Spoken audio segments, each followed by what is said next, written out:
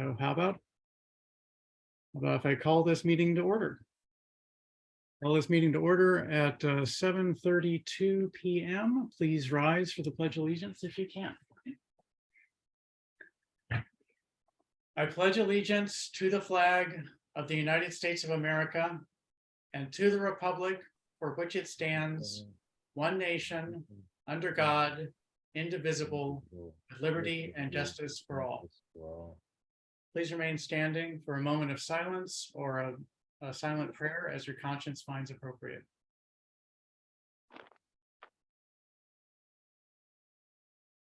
Thank you. Please be seated.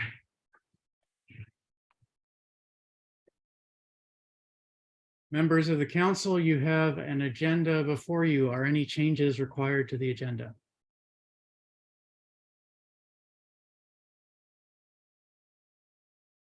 Not seeing any indications of changes required, so may I please have a motion to approve the agenda as submitted. So moved. Second. Motion by Councilmember Foe, seconded by Councilmember Siddiq. Is that correct? Yes. Okay, is there any discussion of the motion to approve the agenda as submitted? Point of clarification, Mr. Mayor.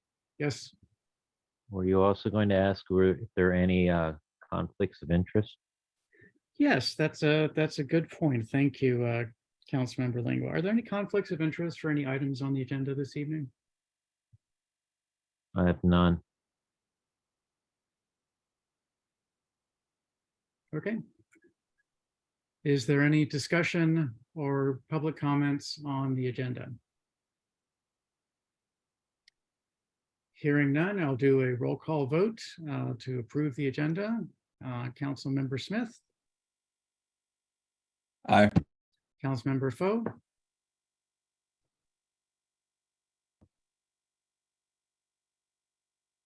Councilmember Foe, you're on mute. Aye. Councilmember Lingua, Aye. Councilmember Siddiq, Aye. Councilmember Mejia, has she arrived yet? No. And Councilmember Mayers? Aye. And I abstain. The motion passes 5-0-1. The next item on the agenda are presentations, and particularly the Walk, Bike, Drive Safety Initiative update. Yes, good evening, Mr. Mayor. Just a few preliminary things before I hand this over to Marissa and the other team members. Director Lewis is not able to join us this evening. So we're going to have I'll pinch hit for her as best as I can on her items. And Marissa will start. And then once we get through the staff portion of the presentation, then we have Brian White here from one of our engineering firms who will be speaking to the council about speed humps and bumps and the various types. And so with that, Marissa. And who's controlling the screen to pull up the PowerPoint? I can pull up the PowerPoint. That's not a problem. Thanks, Ryan. Thank you for that, Ryan. Good evening, everyone. We're just getting together to give a brief update on what we have been working on for the Walk, Bike, Drive Safety Initiative. Just to remind everyone that the whole purpose is to create a safe environment for all people who travel throughout our town. So we're going to just try our best to keep everyone safe through education, environmental enhancements, engineering, and enforcement. So far, on the education, myself, along with some other officers, have had the great opportunity to work with the Head Start program. And that was a group of 4- and 5-year-olds that we talked to them about how to cross the street, how to call 911 for help, how to be kind to one another and to their fellow neighbors. I don't know who had more fun, was it the kids or us, but it was a good time. We also start this Saturday, community conversations. That starts this Saturday at 9:30 via Zoom, if anybody would like to join in on that. And we also have different ongoing public information campaigns and just reminders about, speed limits, safe driving, also with walking and biking safety as well. I think that's that for there. I believe the next part, Mr. Town Manager, did you want to discuss this? Yes, Here. I'll be happy to pinch hit here.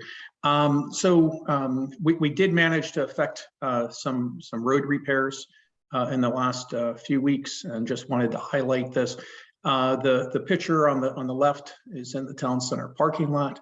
The area had deteriorated considerably, and we discussed this on the last walk and talk for the season, about the town's plans to take care of this, and I can report that that's been completed.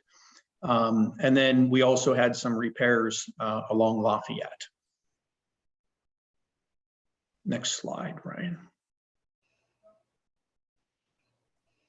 So as the mayor and council are aware, Director Lewis spoke with the council and the community back in early October about 13 planned road improvement projects.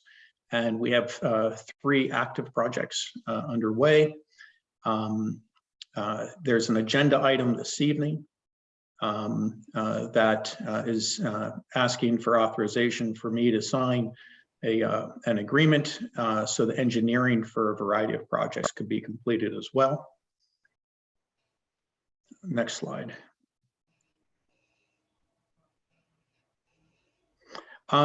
So there's been some discussion among the staff, and we've heard from some community members about the different types of crosswalks that are available. And we had been internally talking about the ladder design, and the feedback that we received was that we should consider the Continental design, the one on the left of the screen. And there's a preference for the Continental design over the standard or ladder. Interested in what the council members may think of the different designs. Reportedly, the Continental is more visible. It stands out more, is what the argument is for the Continental. So be curious what the council's thoughts are among the 3. And I think I have one more slide. Oh, maybe 2 more.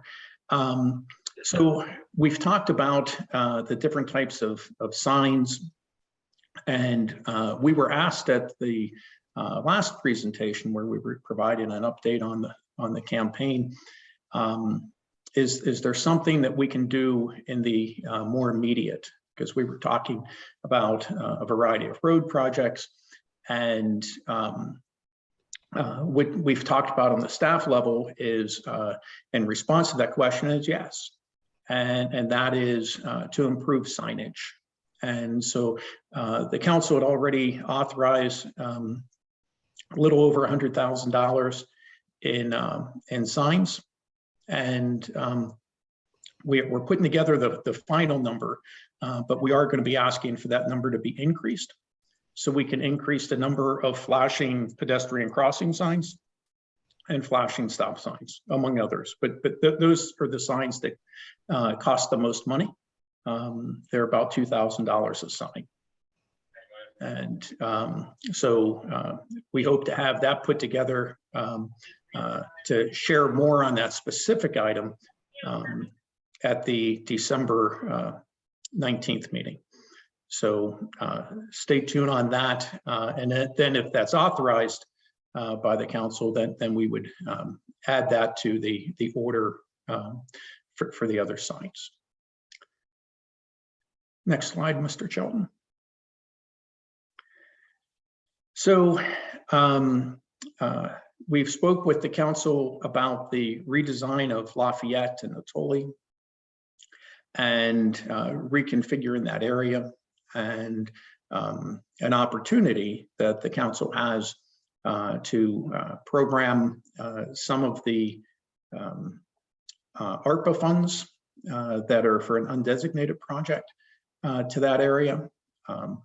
And so as you can read on the slide, the thought is to work with an engineer to develop 3 conceptual roadway realignments for consideration and bring them back to the council. And Director Lewis has, I believe, solicited proposals from our 3 engineering firms. So we'll be back to the council with that. But that's the concept at this point, is to select a firm to come up with the 3 conceptual designs and to bring them back to the council for further consideration. Obviously, there's going to be lots of interest in this, not just among the council, but among the community. So we anticipate having a very thorough vetting process.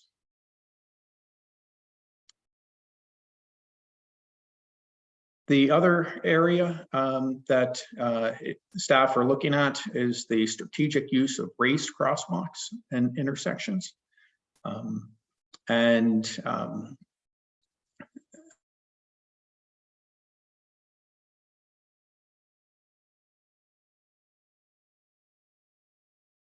This to the other items that will come back in on the 19th and discuss more thoroughly with the mayor and council.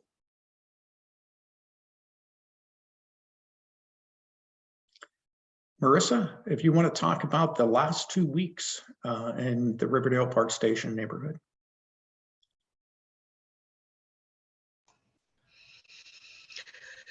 Yes, sir.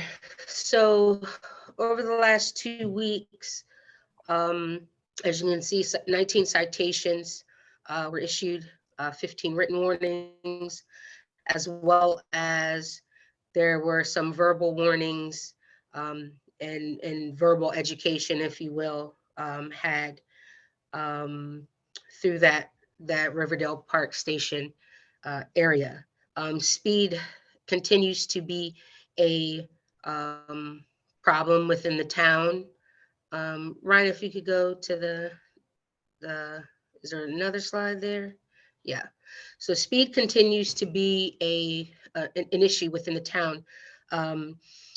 Just in October 1 to November 30, just in speed cameras, I think around almost 10,000 citations issued on East-West Highway. And I'm seeing speeds almost 64 miles an hour in those areas. And if you can see the number of accidents, which are just property damage accidents, we have the accidents within, those are 90, accidents with injury, 27, 40 hit and runs. And the 3 driving under the influence arrests were accidents. Those people had accidents and were subsequently arrested for driving under the influence. So we're out actively, trying to enforce speed, and we're trying to do our best to also add the educational component. Not everything requires a citation. Some people don't know, or we just try to let people know best we can about speed and the harms of it. So yes, sir. And Marissa, if I could add just one thing on your closing words there about speed.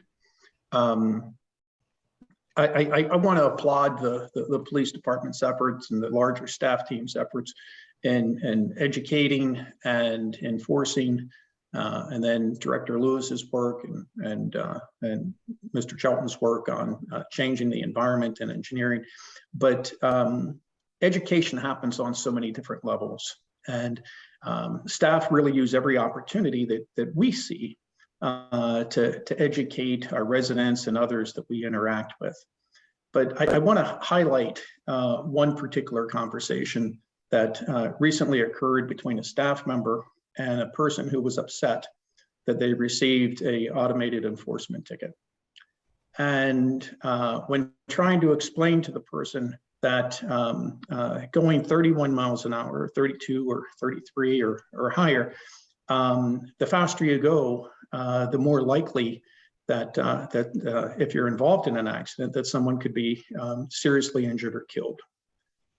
And the response was, I'm not going to kill anyone going 31.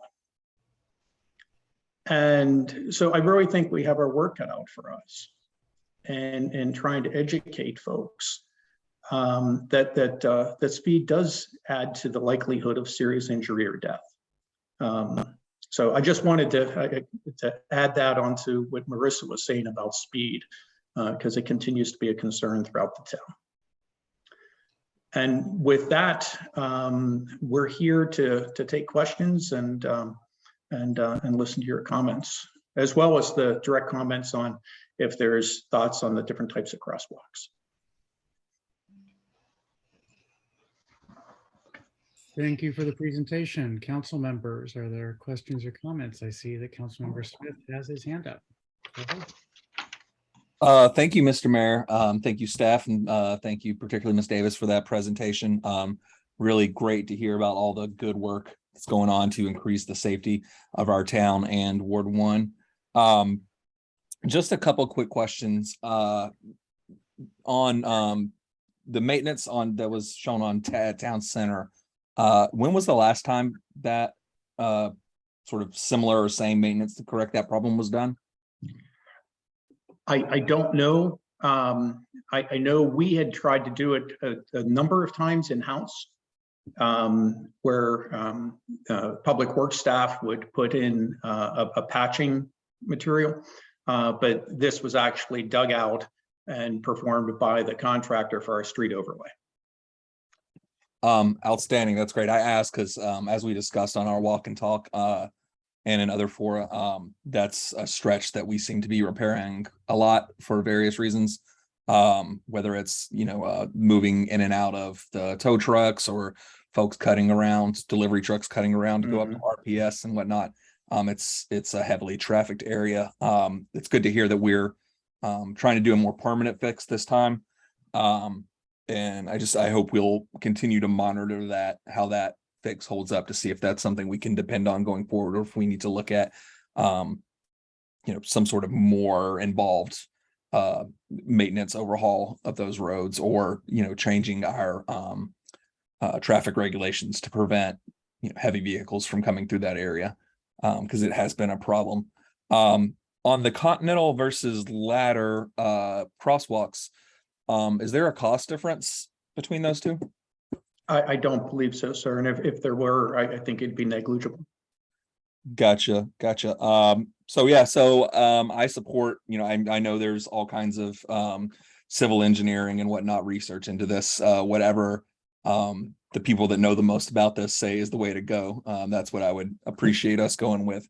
It sounds like your brief comments on the matter, it's the Continental. If that's the case, that sounds great. I'm sorry, by the way, I went to a Broncos Ravens game yesterday that set the sport of football back about 40 years. So my throat is a little still raw from yelling at my team. With regards to the signage in RPS, thank you very much to staff for expediting a solution for what we can do to increase safety until the complete transfer of the roads has concluded.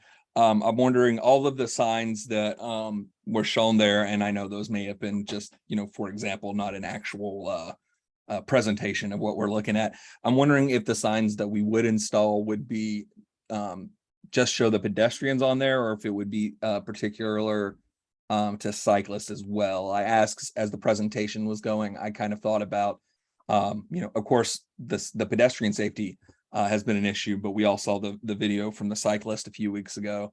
And I'm wondering if you know, if a motorist is there and sees the pedestrian sign versus a cycling sign, right? If they're just looking at the immediate roadway there to see if there's someone about to cross on foot, whereas somebody 20, 30 feet back on a bicycle might be noticed, and generally just making sure that we're doing everything we can to increase the safety there, which I know is the utmost importance to staff as well. But did have a question about what those signs might look like. Yes, I believe the signs that we showed this evening are just illustrative of the types of signs. I will check with Director Lewis to see if we've already ordered bicyclist signs. If not, I think it's an excellent point, sir, and we'll make sure that we include those throughout the town. Outstanding. Thank you, Mr. Town Manager. And then just my last question is with regards to the traffic enforcement, the DUIs particularly, and if this information isn't available, happy to take this over email later, but I'm wondering if there's any pattern to the DUI enforcement that we've seen, if there's particular establishments that may be over serving or areas where this may be concentrated. I'd be interested to know that. I'll defer to either Chief Quixons or Marissa. Good evening, everybody. There is no real correlation to any of the establishments in town. However, a vast majority of our DUIs do come from the Kenilworth corridor or Baltimore Avenue. And when we do work the state highway grants that are directed, excuse me, at drunk driving, they are along our state roads, which obviously Baltimore and Kenilworth are. So we do a fair amount of enforcement just based on that grant alone. But a lot of the accidents sadly are along Kenilworth Avenue, but there is no correlation with any of the bars. Gotcha. So shockingly, the most offenses happen on the places where there's the most traffic, it sounds like. All right, that is all I have on this. Thank you, staff. Thank you, Mr. Town Manager. Thank you, Sir. Councilmember Smith. Councilmember Foe, you had your hand up. Yes, give me just a second, please. My son really likes these meetings. It's quite invigorating. I had a very prescient email this morning sent to me. I just wanted to convey this to staff and to council about the importance of what it is that we're doing here. I want to reiterate the thanks that Councilmember Smith said about presentations like this. This is the kind of information that I utilize this data to convey to constituents, like, look what's going on and look what we're trying to do. I had an article sent by a constituent about Sarah Logenkamp, who was a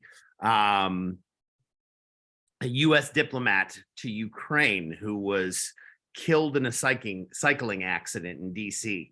Driving into the city for Mara's holiday present, I saw one of these ghost bikes. We have a traffic problem in this community that is tremendously significant, and we need to act to ensure the safety of our pedestrians, and that's exactly what we're trying to do here. So I want to say this again. This is so significant that we're doing this, and I look at these numbers, and what is really sticking out to me is the number of incidents and the number of hit and runs are just staggering throughout our community. With that being said, I am in agreement with Councilmember Smith. Whatever the experts are telling us we need to do in terms of what are the three crosswalk types? I think Continental, and the other one was what we were considering. Continental and Ladder. Yeah, I'm just intrigued by the possibility of more crosswalks, more signage in between those crosswalks, and putting forward anything we can to ensure that incidents that I am seeing and reading about in Washington, D.C., and incidents that have plagued our community in the past don't come to Riverdale Park. So thank you so much for this incredibly significant work. And I have nothing more. Thank you. Thank you, Councilmember Foe. Are there additional council comments? Councilmember Lingua.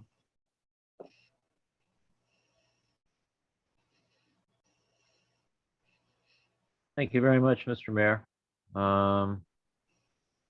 And as has been said before, I appreciate the effort staff has put into bringing this presentation to us in this update, and look forward to hearing more updates in the coming meetings.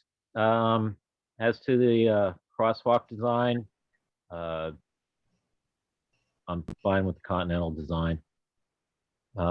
Regarding speeding through town and the prevalence thereof and continued speeding through town, it's something that is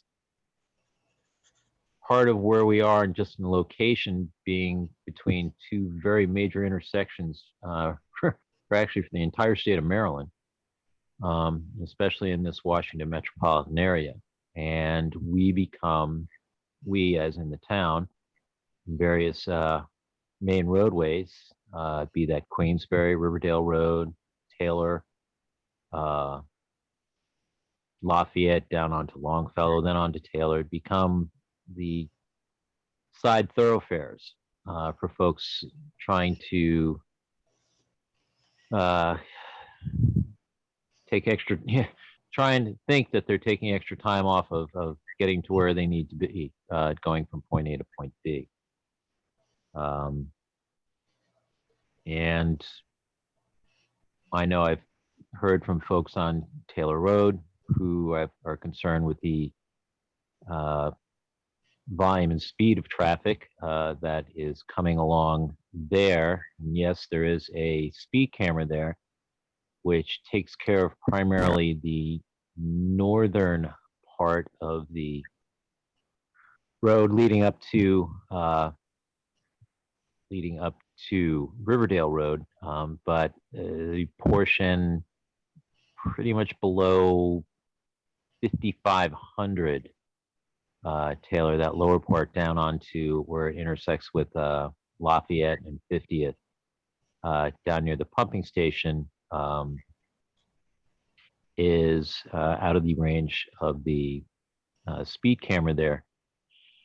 And residents are reporting they're seeing people traveling through there at considerable speed. They're very aware of the fact that there's a speed camera farther up, and they slow down accordingly. It's probably more of an FYI than anything, but for the council to keep in mind, there is a possibility that residents along that area may be coming before the council for us to consider putting speed humps along Taylor Road.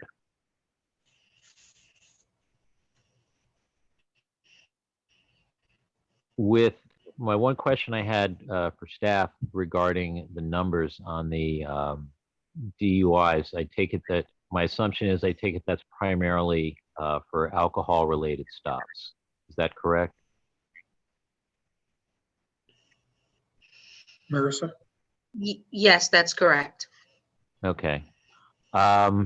With the state, with the recent election that we had a month ago, and the measure that passed for calling for the legalization of marijuana,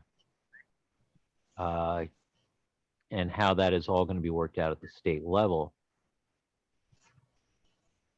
is the department looking at, if it hasn't already, looking at approaches on how to conduct, or I guess for lack of a better term, field sobriety tests for people that they think may be under the influence of cannabis? Chief Quickson? Chief, do you want to answer that, or do you want me to Yeah. explain that? Yep. Yeah, we actually have, excuse me, drug recognition officers that are able to test. Don't ask me how, because I am not one. But they are Okay. able to conduct tests that tell them not necessarily what type of drug, but that they are on drugs, aside from obviously alcohol. So yes, Okay. Yeah, Okay, they didn't tell you the schedule of drug based upon the tests. okay. It'll indicate the scheduled drug. Correct, and it is still driving under the influence. Okay, I'm sure by the time that comes out, it will be once it's legalized, I believe the end of June, they'll come out with new wording. So if you may be under the influence of alcohol, they'll probably have one at that point under the influence of marijuana or which is more specific to that. But there are charges. It is still considered driving under the influence. impaired driving, yeah. Mhm. okay. All right, thank you.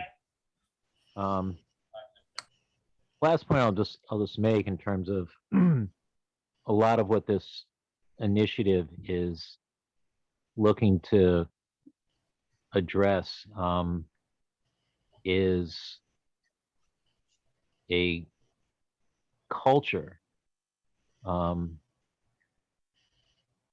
that is trying to reorient away from automotive transport or more responsible automotive transport towards more responsible automotive transport. And I will use the anecdotal story of our, you know, our terrific neighbors to the west of us, University Park. Residents were expressing concerns about speeding they were seeing within their community.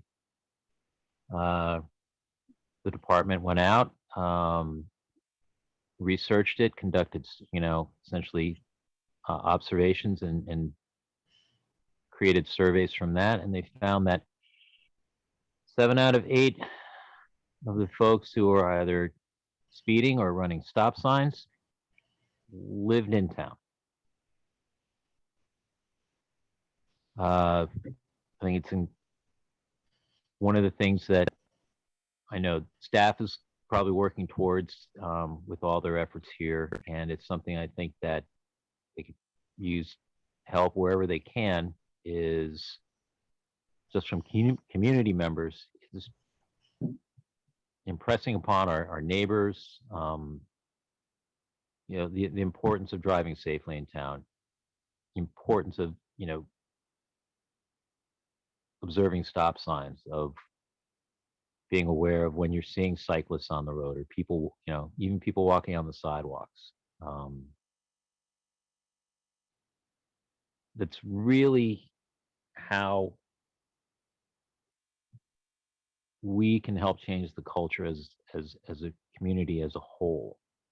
And it's a great way to be able to help staff and especially the police department be able to convey a message and the importance of the message about driving safely, about essentially giving rights of way to pedestrians, cyclists,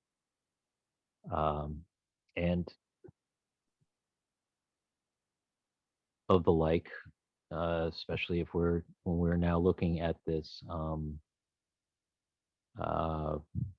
commercial multimodal transport that we're looking to have a structure for that'll be operating in town as well. And it's going to be ongoing, and we just need to realize that and just be persistent with a message of observing signs, observing others all around us, and just having that awareness when driving through the community. Thank you. Thank you, Councilmember Lingua. Councilmember Smith, you want to speak again? Please go ahead. Yes, Mr. Mayor, thank you. I'm wondering about the field tests that were mentioned for driving under the influence other than alcohol. If there's more information, more details about that we could get, and if those aren't available immediately, we definitely take those at a later time. But I'm very interested in that. that's something that we can follow up and send some information to the council. Thank you, Mr. Solicitor. Okay, it looks like the council has commented. Are there any public comments?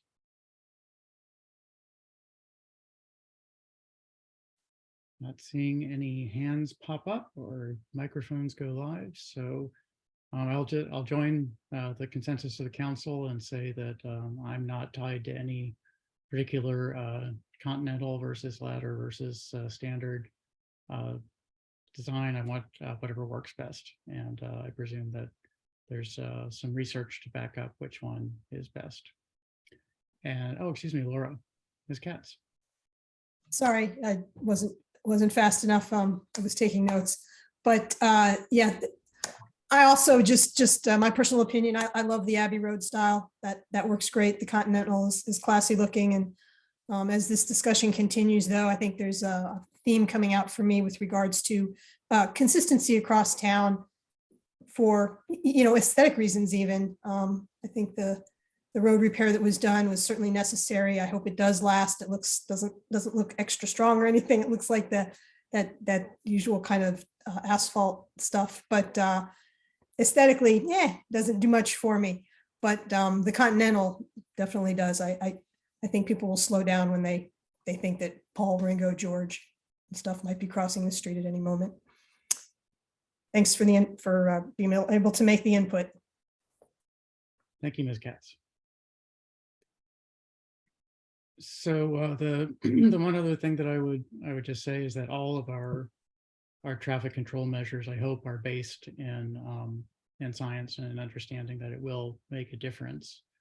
In the safety world in general, then it's considered that that administrative controls, which I would count tickets and getting pulled over and things like that as administrative controls, are not as good as engineering controls. And so if we can re-engineer our roads so that people perceive that they are driving too fast and slow down just based on that, then I think that would be ideal to do. And I know that may be a long-term goal. We can't do it in one year, but I think that is something we would be nice to do, to get the number of tickets down, get compliance up, and education, engineering, and enforcement, of course, all have a role to play in that. So I understand that, but the engineering controls are the best.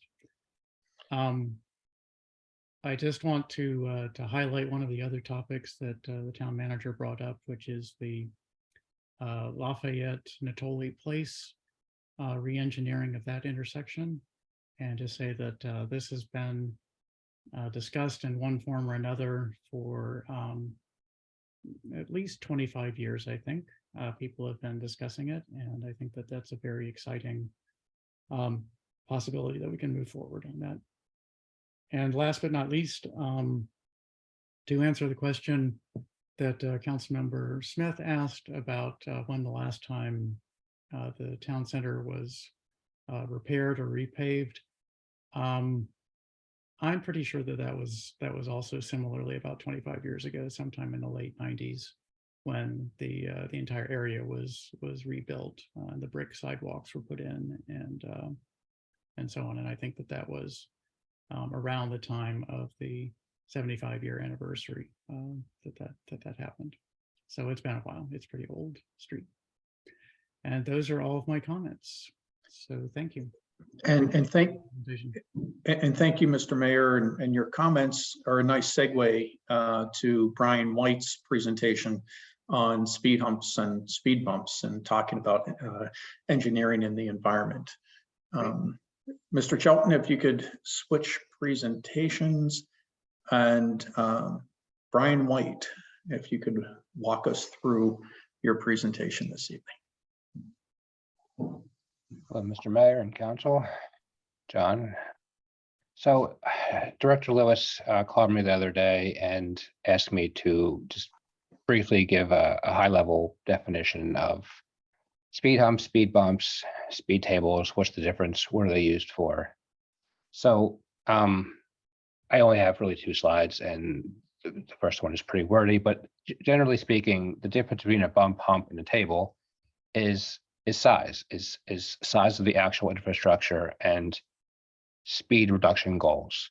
So for an example, a speed bump is generally a small bump in the road. It's no more than 3 feet wide. It's the width of the road typically, and it's about 5 inches high. So it's because it reduces speed down to about 5 miles per hour without scraping the bottom of your car. You typically don't find them on residential roads. If you do, it's typically a private community or an HOA that owns the road and wants to put them in. A lot of public towns and cities don't like to put them in. Or a commercial shopping center, I guess, is the other primary location for them. Speed humps, they're a little wider. So they're about, like I said, you can see on here, 12 to 20 feet wide, but they're also shallower. So they're only about 3 inches high. And the idea with the speed hump is that you can comfortably go over at about 15-ish miles an hour, give or take, before you start, catching air or something, or bottoming them out on your car. And you'll see these on local roads mostly, and some collector roads. You won't see them on arterials. You'll never see these on Route 1 or Baltimore Ave. You'll never see them on Kenilworth. These are probably the most common of the 3 types of bumps, humps, and tables that you'll find. The most common of the speed reduction elements out there. And a lot of times you'll find them combined with the crosswalk as well. So you'll have a 6 foot long ramp up. Then you'll have about 8 feet of flat. Then you'll have about another 6 feet of ramp down. And in that 8 feet of flat is where you'll find a crosswalk. Speed tables are very much like speed humps, except they're wider. So you ramp up for 6 feet, and instead of being flat for about 8 feet, you're flat for about 20 feet. And that's so that both axles of the wheel, both wheel axles and both wheels are flat at the same time. And then you crest, and then you go over the 6 foot long decline. These are also about 3 inches high. And they have a higher threshold of speed reduction. So you can go over these at about 20 to 25 miles per hour. You'll see these pretty infrequently, typically at point speed reduction places, like if you happen to have a collector road in front, and there's a school in front of it, or there's an entrance to a major park or something like that, or a very popular hiking biking trail that goes through your town. Those are the ideal spots for a speed table. In terms of just general, Brian, can you go to the next one, please? What they look like. So on your right here is a speed hump that we designed for Bethesda last year. Very simple, 6 foot up, 6 foot down, and an 8 foot wide crosswalk. There's a trail on the right side, sidewalk on the other, Bethesda pools to your left. Far upper left picture is a speed table. You can see it's a little bit wider. It's wide enough so that both your wheels are on level ground at the same time. And again, the speed hump is on the bottom left. That's much shorter, smaller speed reduction. Down to about 5 miles per hour. And then I added a fourth one here, and this is a raised intersection. So it's sort of like a speed table, but it happens not really at a mid-block location like you see in the upper left, but rather at an intersection. And this is an area, the places where you would use a raised intersection would be on an area where you have not a lot of traffic volume, but enough, but you have a lot of pedestrian volume, and like a town square, or a place where people congregate multiple times of the day, whether it's, there's a nearby school, there's a very popular park, there's a marketplace, a farmer's market, that kind of thing. And it's constructed very much like a speed table, where if I am within, oh, you can't see my mouse. If I'm within the intersection, I'm basically at grade with the sidewalk. So I can go from one sidewalk catty corner to the other sidewalk at the same grade. And in order to get into that intersection as a vehicle, I have to I have to ramp up in every direction. So I can think of a good spot for that in the town, but these are a bit rarer. They take a pretty big commitment, not necessarily financially, but more politically, because everybody kind of has to be on board. Motorists, public safety, the town residents.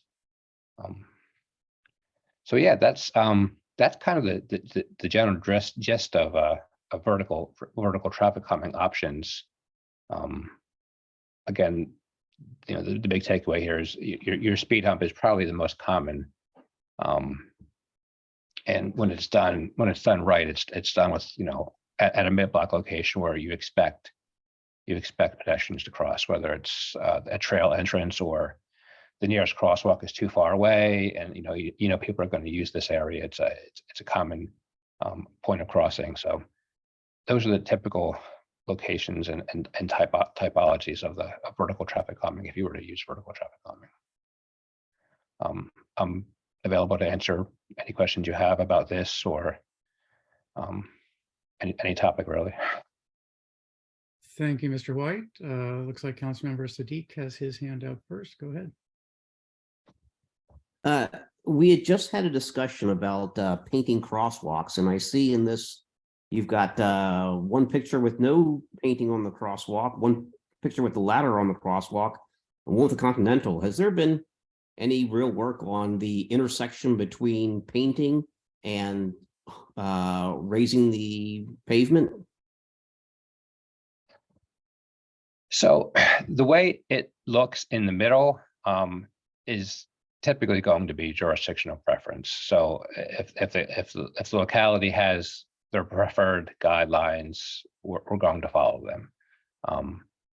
You know, I personally prefer Continental. I think it is classier. I don't see a whole lot of difference in terms of effectiveness between ladder and Continental. More than likely, the brick that you see, you can't see my mouse, the brick that you see in the table, in the speed table, that was probably a preference of the town, as in we like to keep things classy. We have brick as our fundamental, you know, architectural element in this town. We want brick. So that's typically why you see that there. That's, I mean, I would like to use brick if you were connecting brick to brick, because it makes it feel like the driver's driving over a sidewalk and needs to be careful. So it's why I like the Continental, you know, because it looks like someone's expected to be here, and that's the message you want to give to drivers, is that somebody is expected to be here. Thank you. Any additional council questions? Any public questions? Ms. Katz. Yes, Mr. White, I'm just curious, do you have any knowledge of other techniques such as like 3D art? Because it made me think of this because of the arrows in a couple of these examples here with the crosswalks that kind of give that 3D impression, kind of like what you finished saying, you know, letting someone know you're coming up to an area that someone's going to cross here. And I've also seen things where there's like art that's like of a pothole or something, you know, 3D art that also just taps into someone's instincts, whether they want them to or not, and makes them take a second look and slow down. Do you have any knowledge of that stuff? So yeah, I do. So the first part of your question, the arrows that you see, those are actually standard symbols. So you'll find them in the signing and marking, you know, guidebook that is kind of just, it's called the MUTCD. You probably heard of it. Those are very common, and actually I think they're required if you have some kind of raised vertical element like a speed hump or a speed bump. In terms of 3D art, my honest opinion here is that it only works if you're at the right angle, and it's more of a pop-up installation and not really a permanent installation. It's more of a education awareness type of installation. Designed for very short term, probably just a day, to get a bit of publicity and local news type of a response. I don't think it's a serious application. Can I ask another question? Sure. I appreciate your experience with this very much. So I'm wondering, 3 of these examples are where pedestrians would cross, or one's at an intersection. But the speed bump, I guess what I'm trying to figure out is, first of all, can you combine a significant speed bump to really slow down speed at an intersection, not just along a road on the way to an intersection? Would be one thing. And I'm just curious, is there is it more effective to focus on intersections versus along the stretch of the road? I'm curious, are people speeding to get to intersections? And that if there is an obstacle that they know of and they can see in a signage for at the intersection, does that have an impact, removing the need to have speed bumps along the road to the intersection? That was not. So no, it's fine. The first part of your question is, I have seen it, and it is actually local, to see a speed bump, a full-on speed bump at a stop sign. If you go to the town of Somerset in Montgomery County on Dorset Ave, you will see speed humps at stop signs. Not sure. I don't want to say, I'm not sure what to say here, but it seems a bit overkill. But I think it does work for them. They can have a, I mean, I don't know. If you miss a stop sign, I suppose it helps. But if you're stopping at a stop sign, it's hard to see it's hard for me to see the need for speed reduction if you're technically supposed to already stop. So the second part of your question is, I like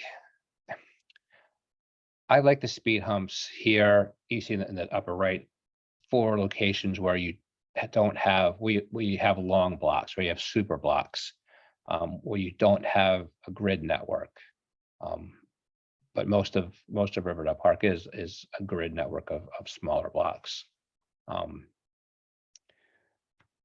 So you are kind of, I don't want to say speeding from some intersection to intersection, but I would expect most people to cross at crosswalks at intersections in Riverdale Park, just because of the layout of the grid, and the shorter blocks that are there. So I wouldn't expect to see too many speed humps. Certainly speed table is a good idea. I know a lot of towns put in stop signs, 4-way stops at every intersection, or almost every intersection. And it may not be necessarily MUTCD compliant to do that, may not warrant a stop sign, but I can, having been a town engineer, I get it. I get why a town would do that. I get nervous about intersections where there's a stop sign and there's never a reason to stop. That's where the engineer in me and says, is there another way to do this? Because if you create a situation where there's never a conflicting pedestrian or a conflicting vehicle, pretty soon that stop sign is going to lose a lot of meaning. Given that, I think vertical traffic calming, while more expensive and difficult to maintain, is ultimately a better solution than stop signs. Because I had no choice. I had no choice but to slow down. So even if I do, God forbid, hit a child, I have to slow down to a speed where that child or that human being or that adult is going to be less likely to be seriously injured. that's sort of like the overarching Vision Zero theme is, you can't get rid of every crash, every accident, but if you can get the deaths down to zero, you're doing something.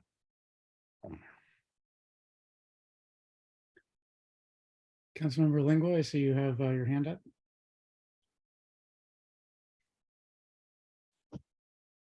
That I do. Thank you very much. I'll lower that hand there.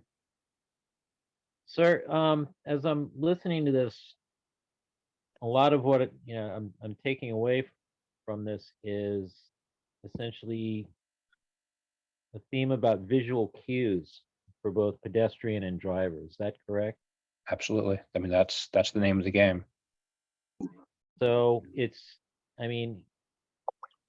and in the sense that we're looking at consistency in terms of how and what's going to be placed in terms of crosswalks, tables or humps or whatever the case may be. What is your suggestion in how best be able to, within an assortment of different ways towards traffic calming, that there's a consistency in the visual cues? So one thing that's actually in this upper right photo Picture? that, yeah, sorry, that's not, that may be obvious, but it isn't actually everywhere in Roberta Park, is the double yellow line. Double yellow lines. Okay. Yeah, I mean, that takes a wide road that's in this case about 22 feet wide, and cuts it in half and says, okay, you can only drive in this 11-foot section. What jumps to my mind is Woodbury. Okay.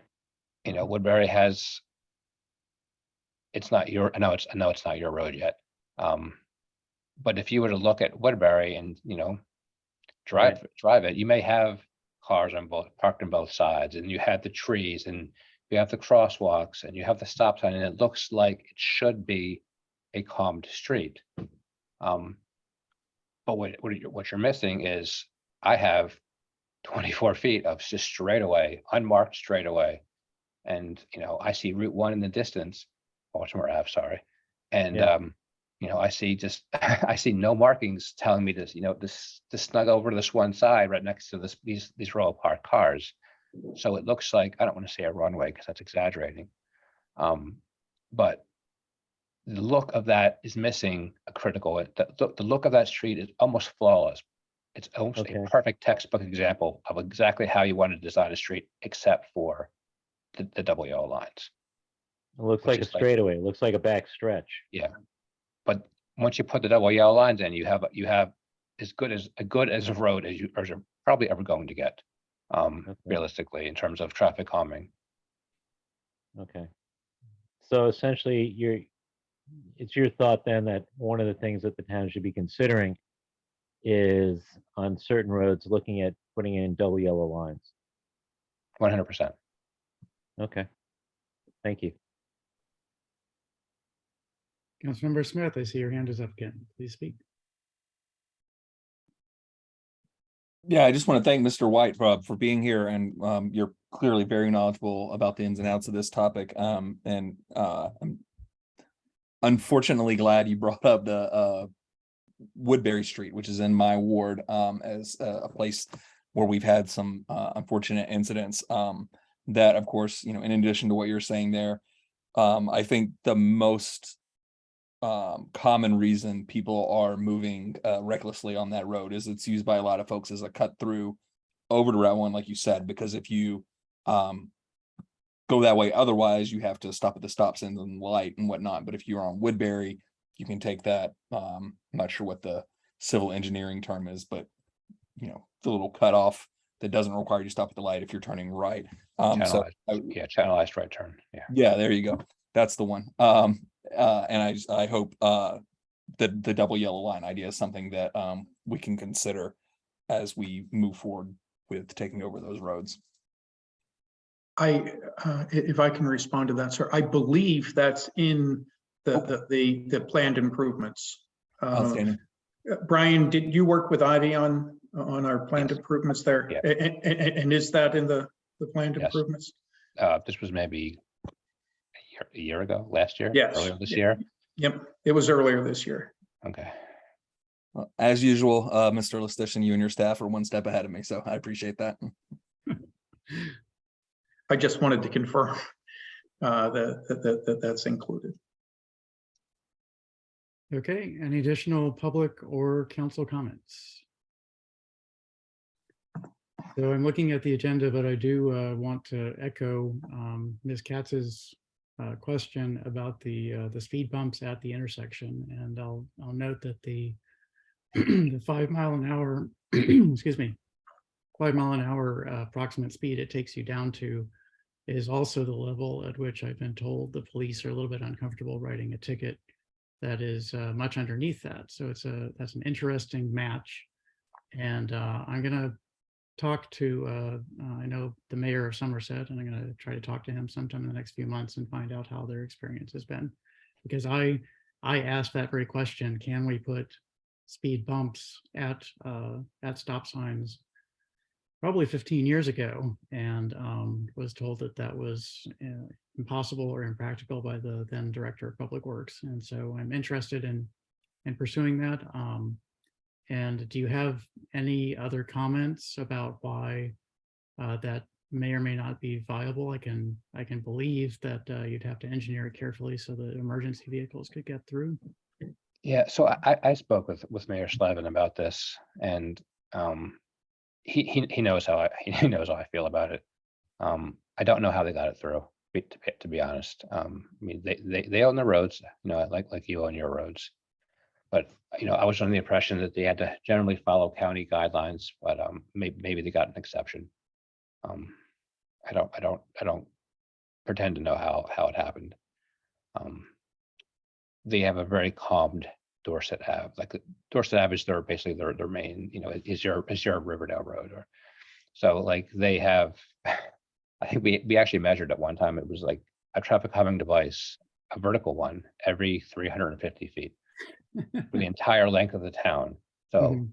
I mean, you can use their town as a cut through, but you're paying for it. Maybe It's overkill, maybe not a not. pleasant cut through. It's No, not. it isn't. It isn't. Yeah, to answer your question, so I don't know. I don't know how it happened.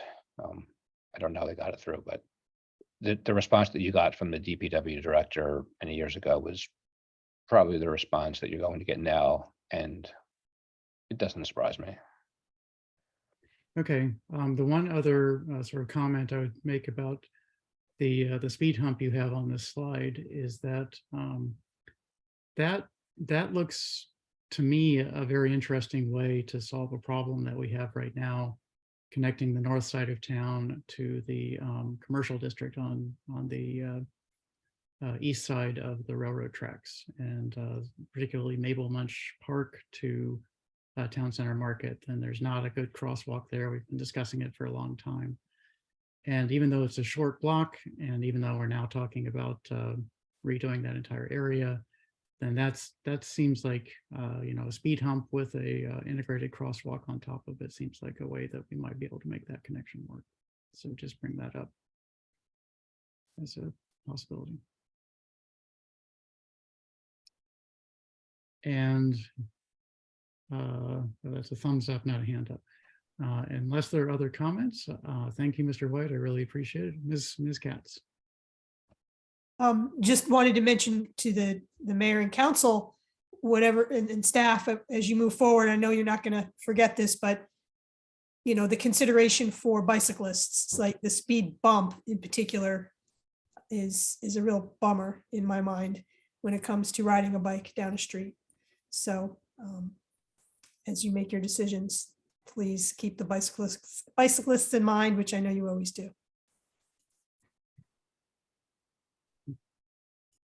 Okay. Thank you, Mr. White. Very much appreciated. A good lively discussion on this. I think it's something that's of great interest to the town, and I appreciate your technical input on the options we have before us. All right, very welcome. Take care. Okay. It is 8:30 and we are to my report. So I hope everyone had a pleasant and safe Thanksgiving, and I had enjoyed a brisket from 250 Texas as the main course for my meal, and it was fantastic, really delicious. Highly recommended. I was pleased to represent the town, as a matter of fact, at the inauguration event today for the county council and county executive. I still have my green VIP badge for getting onto the floor. It was a great event. I chased down our new county council representative, Eric Olson, and congratulated him and talked to him. He is ready to hit the ground running. I met his staff members, and it was a really moving and fantastic event. The speech that was given by County Executive Alsobrooks, her inauguration speech, was particularly touching, and I suspect it's recorded somewhere, and I recommend that you go see it. She has a lot of visions for what she wants to do during her second term. And I also picked up a copy while I was there of her of a report evaluating her first term, and I haven't had a chance to read it yet, but I'm very interested in that, and I assume that that's also available online somewhere. Touching on the building developments, the mostly Ward 1 Legacy Mutsi zone, the Lofts was originally scheduled to meet with the Legacy Mutsi committee this Wednesday, but they do not have any material, and so that meeting has been canceled. They expect to come in January. It'll be the first Wednesday in January, which perhaps Councilman Lingwood can tell you what day of the month that is, but I can't right now. That would be the 3rd. Thank you, sir. And the No, pardon me, the 4th. Close enough. Close enough. No, we need to be exact. The Chambers redevelopment, no recent word. They also gave a presentation, a pre-application presentation, and took feedback from the Legacy Mutsi committee. And so hopeful that we'll be hearing back from both of those with strong responses to our comments shortly.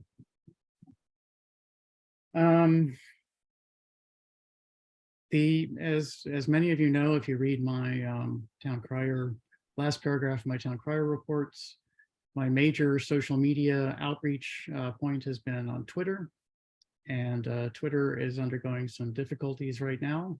I almost suspended my account based on some content that was posted by a recently reinstated person there. However, Twitter management, despite their earlier statement, did intervene and did re-eject that person from the platform. So I'm there for the moment. There are a lot of challenges there. I have started up a new account on the Mastodon network, and I will perhaps switch back to paying a little bit more attention to the Facebook and Instagram accounts that I have. Just wanted to let people know that that I am still on social media and still getting your comments and paying attention there. One of the big reasons that I've enjoyed being on Twitter, enjoyed is not quite the right word, been glad to be on Twitter, is to collect information about the COVID pandemic as it comes out. There's a strong community there. One of the reasons I'm going to Mastodon is that a lot of those people have moved to Mastodon from Twitter. There's a decent amount of bad news right now. Cases and hospitalizations are rising.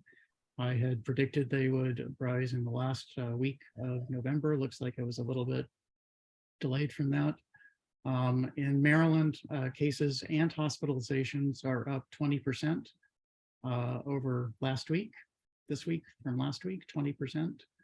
And that is probably driven by people getting infected while visiting with their families over Thanksgiving. So please try to keep in mind that the pandemic is not over. And the best way to avoid immediate serious illness is to keep your vaccinations up to date. We'll be discussing that legislation, changes to the personnel manual later about that. And the best way, another way to layer on top of that, because the vaccines are not completely effective and they are not particularly effective against long COVID, is to wear a mask. Those of you who pay attention to my facial hair can tell that I have a new beard style, and that was driven by the fact that I want to be very protected over the upcoming winter. And so I had my beard trimmed down to what it is now so that the masks would work better for me. So please think about that. The cases right now are not just COVID. We have a sort of tripledemic going on. We have COVID, we have flu, and we have something that I hadn't even heard about pre-pandemic, which is RSV. And respiratory syncytial virus is what that stands for. That's mainly a pediatric issue, and it's hitting the pediatric community very strongly. Some of the people who I follow in Canada have the ICUs at 130%.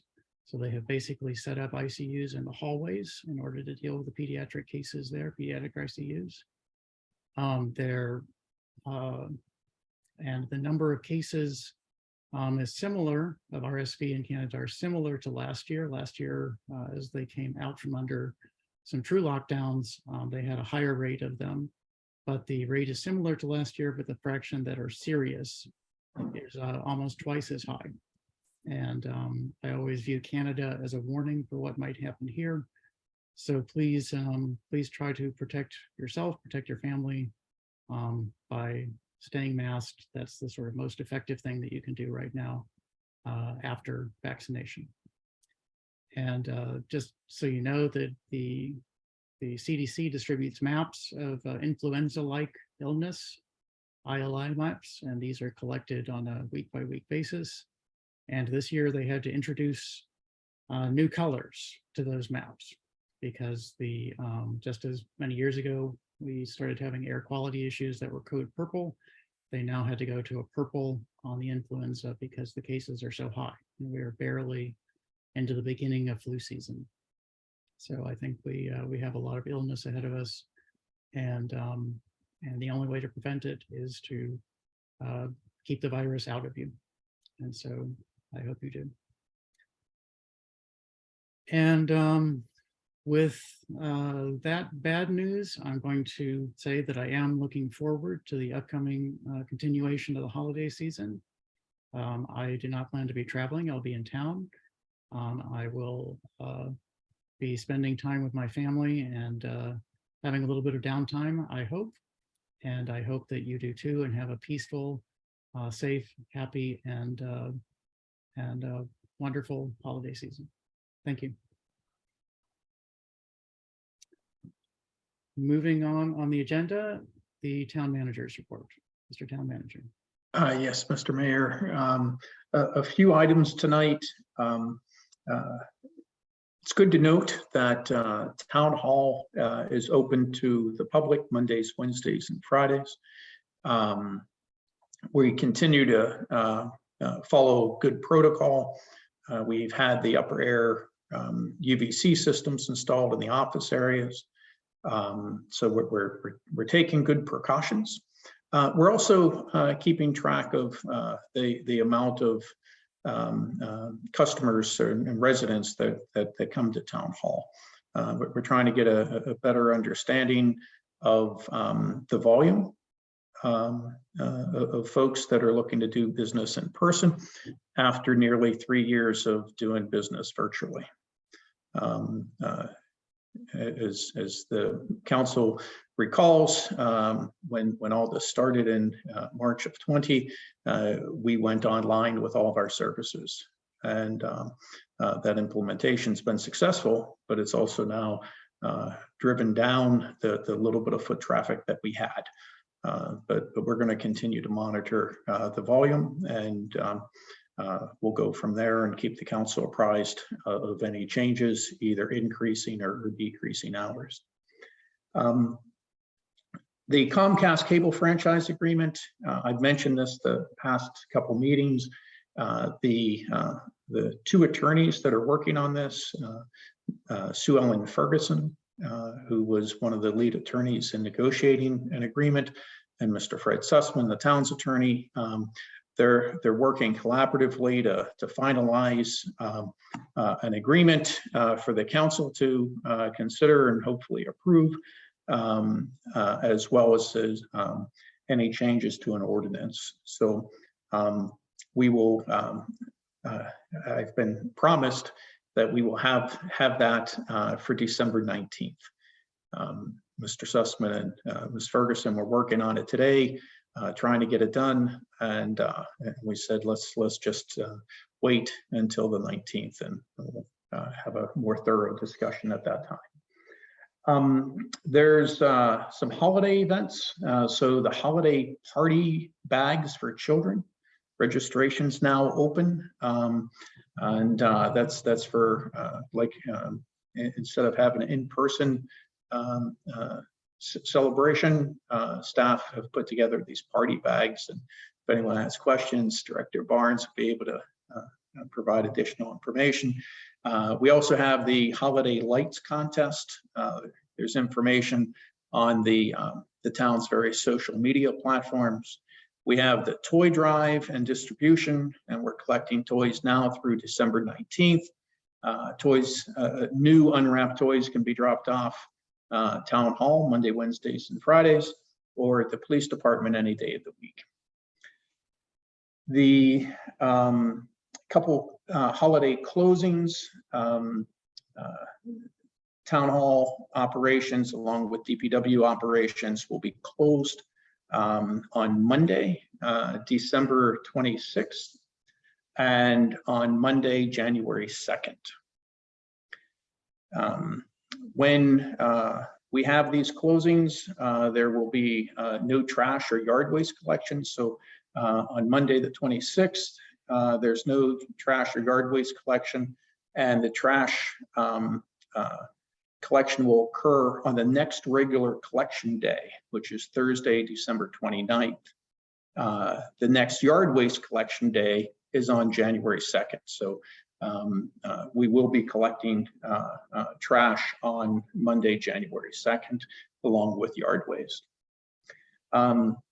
Staff will be meeting with Neighborhood Design Center this week for preliminary discussion regarding the town seal redesign scope of work. So that effort's being moved forward in support of the town seal redesign committee's discussions.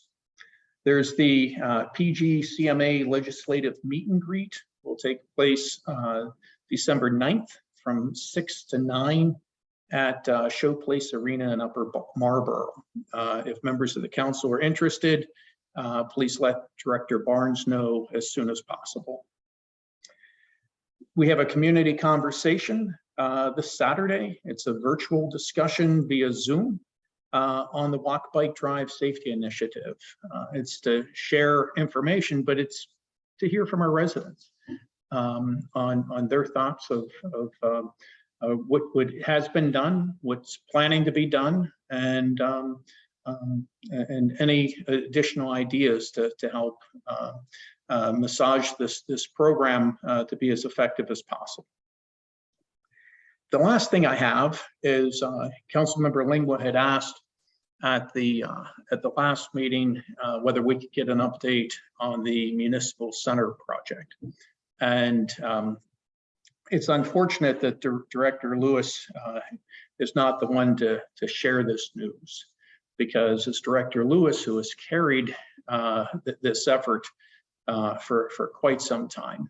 But on Friday, we've been notified that our permit for at least part of the project has been issued. That's for the town hall portion of the project. The police department permit, we expect that to clear the last hurdle with WSSC within the next 10 days. So I will be reaching out to the president of BPI, the contractor, and discussing mobilization and scheduling this week. And so we'll have more information on the 19th in terms of what the schedule looks like. But we have crossed all those regulatory hurdles. So from a staff perspective, it's very good news. And I think that our persistence paid off. We learned a lot about the county process. And I will say this, it's helped staff gain an appreciation for what our residents go through. And I'm not saying this to bash the county, but the systems and processes with the county permitting need to be refined. And so this gave us a firsthand experience on a much more detailed project than on other types of projects that we've completed in the last several years. And I think that will help us not only share our experience with the county staff, but also appropriately equip the council should you have conversations with your county counterparts to share how their system could be fixed to be more efficient. And that's all I have tonight, Mr. Mayor. If anyone has any questions. Thank you, Mr. Town Manager. Are there any questions? Okay, let's move along to the finance report. Mr. Jones. Thank you. Good evening, Mayor and Council, members of the public. Tonight's finance reports cover the months of September, October, and November, as well as a year-to-date. For the month of November, in the current fiscal year, town revenue totaled $477,000.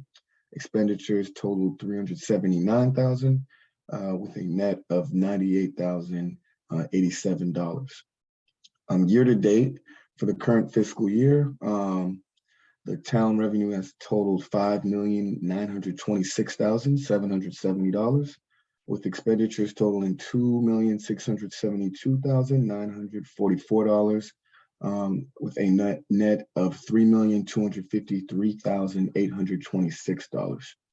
So overall, if we look at the year-to-date and compare it to previous fiscal years, revenue is outperforming the previous fiscal years, fiscal year 2022 and 2021. And the town continues to remain conservative with spending. At this point, expenditures are at $2,672,000. Last year at this point, town expenditures totaled $3,222,000.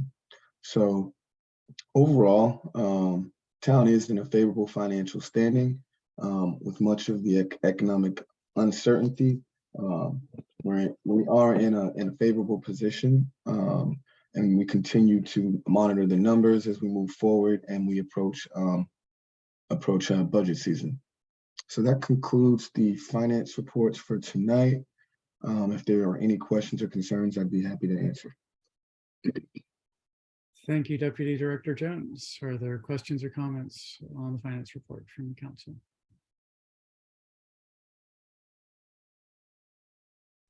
Mr. Mayor, if I may. Please.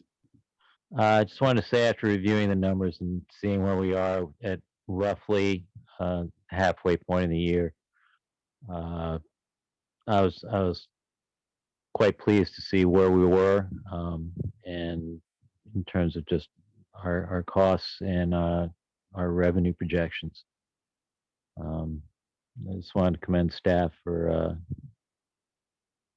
providing good estimations for the budget this year in terms of how they're actually playing out.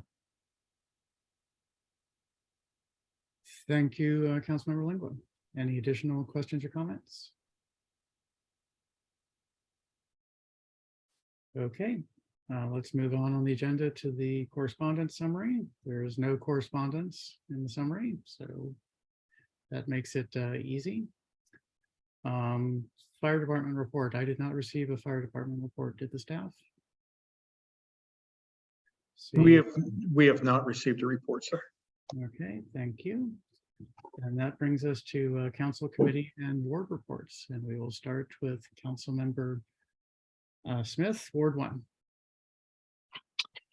Thank you, Mr. Mayor. I want to thank the staff for the various presentations at the beginning of tonight's meeting. That's all very helpful. I'm really excited about the potential for realignment at Natalie Place in Queensbury, which I think might be by acclamation in the town supported as a project worthwhile. And I know from talking to the business owners in that area, it's something that they're very excited about as well. I want to thank the mayor for his endorsement of Ward 1 Business 250 Barbecue for Thanksgiving. In my household, we host my mom and my wife's parents and various other folks, depending on the year, for Thanksgiving. This year, we decided on the Wednesday prior, rather than trying to figure out how to make dinner for everybody while we were in the process of prepping for Thanksgiving, we would order from 250 some pork ribs, some briskets, some other various accoutrements.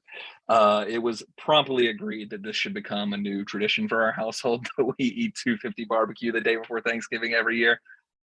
So proud to support that local Ward 1 business.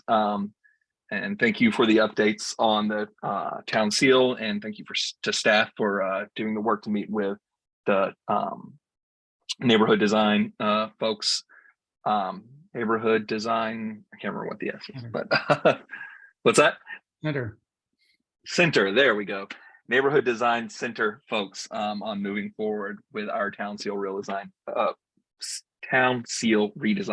a project that I'm also very excited about. Since we last spoke, the Maryland mobile gaming apps have come online, which is very excited for me personally. I know if folks are able to do so responsibly, I encourage you to participate in those. That delivers a ton of funding actually for the education fund here in Maryland. So you're supporting our students and our schools, and also again, just encourage folks to engage such responsibly. I know there are various hotlines and places to reach out, and there's an exclusion list you can be on if you have trouble with that, and I encourage people to use those if you need it as well. But really excited about that new revenue stream for our schools and our students. And with that, I'm going to save my voice a little bit and pass it on. Thank you, Mr. Mayor. Thank you, Councilmember Smith. Councilmember Foe, Ward 2. Seeing an agenda with 20 items and not having a ton of stuff to say. Happy holidays to everyone. I hope you get to spend some quality time off with loved ones, celebrate giving, celebrate sharing, and celebrating kindness. And with that, Mr. Mayor, I'll yield my time. Thank you, Councilmember Foe. Councilmember Lingle, Ward 3. Thank you very much, Mr. Mayor. At this time, I'm not seeing any notice about a CCAR CDC meeting this week. It might be that they are taking a pause for the holidays and will be resuming so in January. I'm sure they'll be sending a notice at some point, letting folks know about future meetings. Again, you can always go to the website, ccarcdc.org. A bit of melancholy news, as once again it is demonstrated that nothing lasts, and that would be the closing of business of the Four Steps Children's Center on Taylor Road at 6009 Taylor Road, which has been a mainstay of the town for the better part of coming up between 3 and 4 decades. This was something that was ran by our neighbor, Ms. Novella Sargason. And it was a daycare center that had, there's a way to have such, which she demonstrated that there was, repeat customers. In the sense that the kids who went there as young ones, preschoolers, later when they grew up and they began to have families and they were in the area, they would bring their kids there. I think the town is really fortunate to have had such a long-standing and such a vital and integral, vital daycare center and service as part of this community. And it is my hope that we as a community in some way recognize the service provided by this longstanding business for residents in this town. As was pointed out, that we have much to do and the hour is growing long. So those are the 2 items I just wanted to bring up to the attention of council. Best wishes to everyone for happy and safe holidays and a even better new year. Till then. Thank you, Councilmember Lingua. Move on to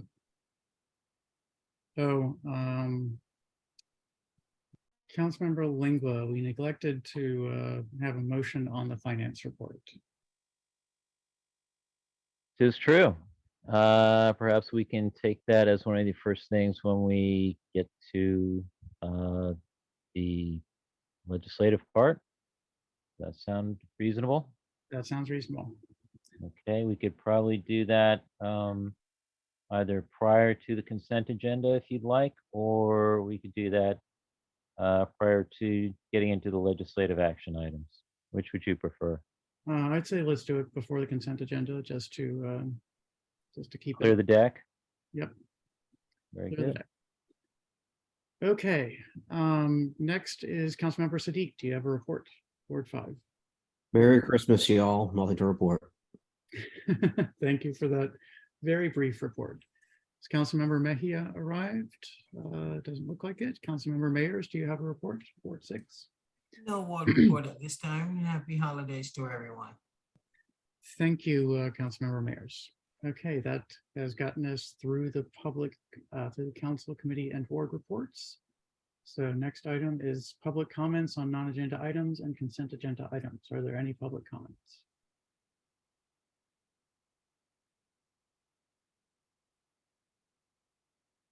Doesn't look like there are, so let's move ahead. And since we agreed to have the a motion on the finance report at this time, Councilmember Lingua, would you like to make one?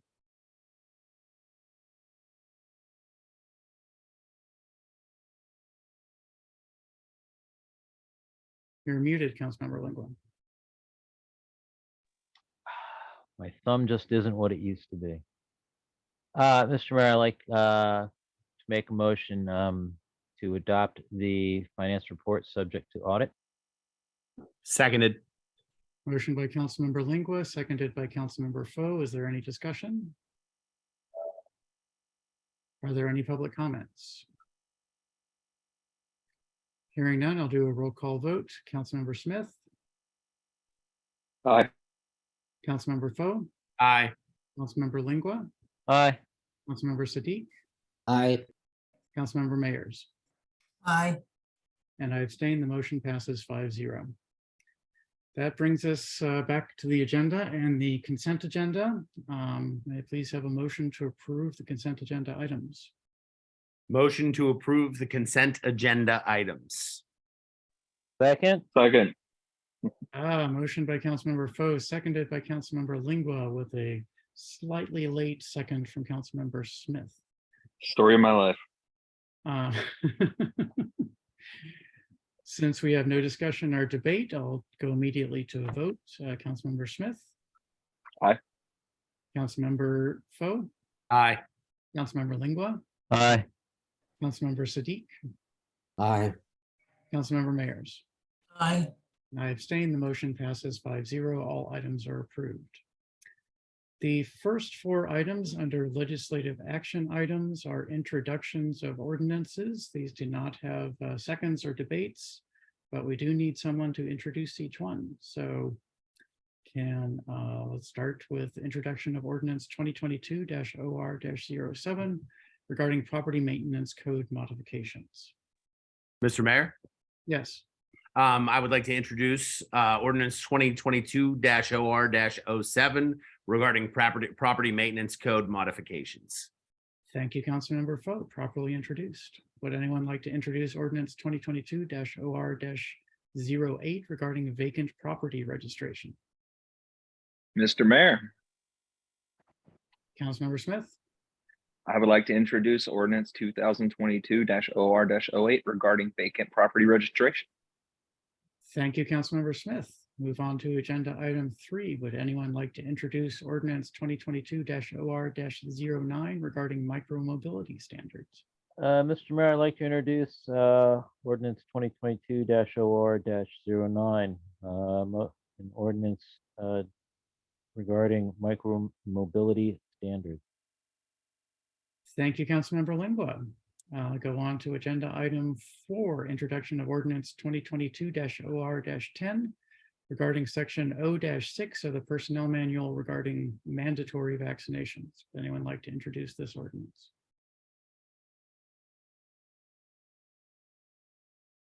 Mr. Mayor, Councilmember Smith, I'd like to introduce ordinance 2022-OR-10 regarding section 06 of the personnel manual regarding mandatory vaccinations. thank you, Councilmember Smith. Okay, now we have several motions to extend programs. And I believe that there's a staff memo for items 5 through 9, perhaps. So staff, would you like to have a brief discussion before we get into the motions? Director Chelton. Yes, good evening, Mayor and Council and members of the public. The 5 resolutions and the 1 recommended motion are responses to the pandemic that were, for the most part, are responses to the pandemic that were initially adopted in March of 2020. And I mentioned that the programs have been serving residents and our businesses well. At the last meeting, there's actually only 1 change from our conversation last time. There's 2 different business programs. There's a business improvement grant program and a business growth grant program, and they were adopted around the same time a couple of years ago. So instead of extending that confusion between those 2 programs, I've decided to we'll stop suggesting that we establish the program that provides the same benefits to those businesses, but it goes by the name of the commercial appearance grant to better signify what that grant program does, to reduce the confusion between that and the business growth grant program. So that's no longer one of the programs that we're extending. Instead, we're just establishing that the differently worded grant program with the same benefits and under new business. Are there any questions about the motions to adopt or to extend the grant programs or the motion to waive residential building permit fees? Looks awfully quiet. Mr. Mayor, Please. I would just restate my interest in hoping that the staff is looking for ways that we can continue these programs once the federal funding and other options run out. It will be difficult because they are not cheap. So thank you for that point. Understood, but our job to look out for ways to do more things.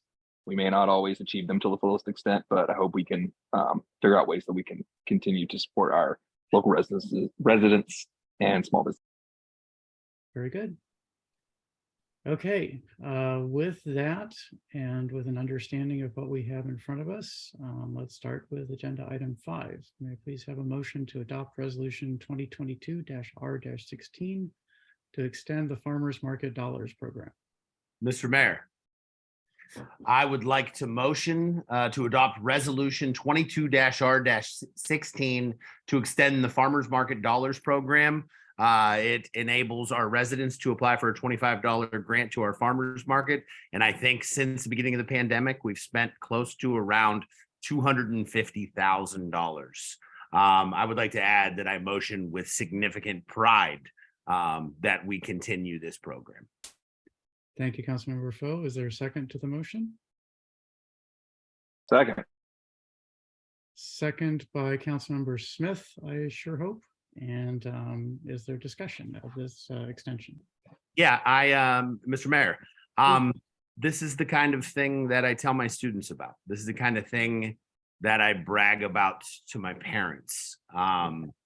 This is the kind of good government that we get to be a part of here in Riverdale Park. And that's all I want to say. Thank you, Councilmember Foe. Mr. Mayor, Councilmember Lingua, please speak. point of clarification. Yes. What exactly is the motion? And the wording Motion- of the motion? The motion to adopt resolution 22-R-16 to extend the Farmers Market Dollars Program. Okay, thank you. Any additional discussion? Okay, I'll do a roll call vote. Councilmember Smith. Aye. Councilmember Foe. Aye. Councilmember Lingua. Aye. Councilmember Siddiq. Aye. Councilmember Mayers. Aye. And I abstain. The motion passes 5-0.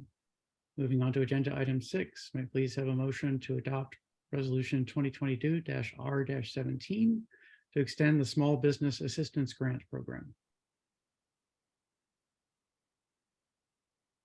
So moved. Second.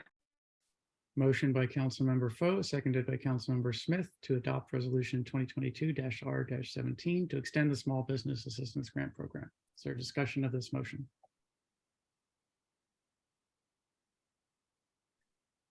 Are there public comments?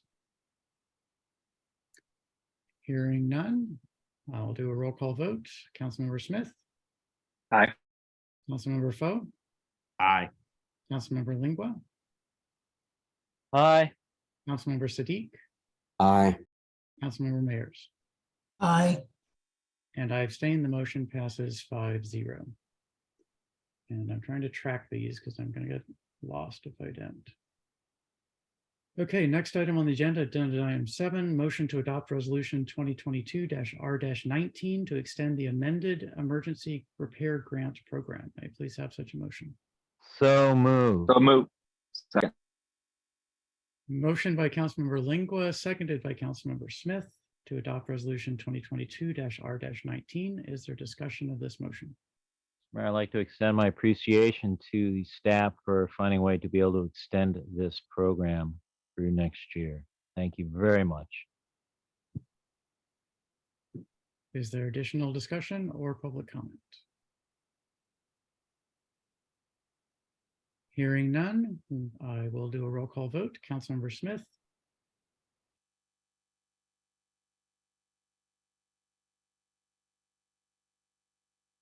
Sorry, I did you not get the first one? Didn't get the first one, no. All right. Councilmember Foe. Aye. Councilmember Lingua. Aye. Councilmember Siddiq. Aye. Councilmember Mayers. Aye. And I abstain. The motion passes 5-0. Next item on the agenda item 8, a motion to adopt resolution 2022-R-20 to extend the flood prevention and damage mitigation grant program. May I please have such a motion? So So moved. moved. Second. We're competitive. I think that was lingua mayors is what I think. I'm gonna go with lingua mayors. Member Foe, very good ears. I'm gonna go with lingua mayors if there's no objection. Motion by lingua, seconded by mayors. Is there any discussion of this motion? Again, Mr. Mayor, my appreciation to staff for continuing this program through next year. As was expressed before about continuation of programs in future years, I hope this is one that we will consider doing such as a priority and look for ways to finance that, be it through general funds or through grant programs or however. Thank you very much to the staff. Of course, and I'll just mention that after some of our more recent flooding events, I have heard of some very successful applications of this sort of prevention and damage mitigation. So people whose basements were flooded, similar levels of water outside, and nothing got in the recent ones. It's great to hear. Someone sent me an urgent message.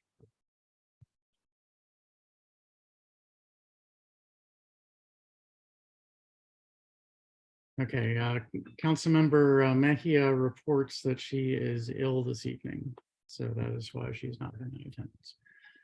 Okay, we are in the midst of resolution 2022-R-20. Is there any additional discussion? Oh, Councilmember Smith. Thank you, Mr. Mayor. As we've repeatedly discussed in this council, we have to consider climate change as part of everything we do in this town going forward, from the material we make our sidewalks and streets out of to things like this, ensuring that we're supporting folks who, not that long ago were not in a floodplain and now are, folks that have experienced multiple 100-year floods in the last decade. And I hope we continue to look for ways to support these residents and also to mitigate our vulnerability as a community to these weather events that will surely become more intense and more frequent. Thank you. We have a public comment, Ms. Hartig.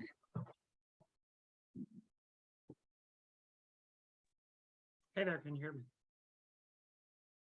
I can hear you, but you're very quiet. Yeah, so just wanted to ask if we are curious about how to learn more about this program. Where in the town should we reach out? An application for this can be found on the town website, but I'd be happy to speak with you about this program if you have any questions or want to learn more about what it can do. Okay, And is there a point of where online could I find that information? On the town's website, there's a how do I apply for funding opportunities and grants. It would be under that section. And Director Shelton, I'm sorry to interrupt, sir. Director Shelton, can you please send our resident both the link and your cell number in the chat? Absolutely. So they don't have to go looking for it. Much appreciated. I thank you very much, and that's all. Thank you. Thank you for your interest. Okay, any additional council or public comments on this motion?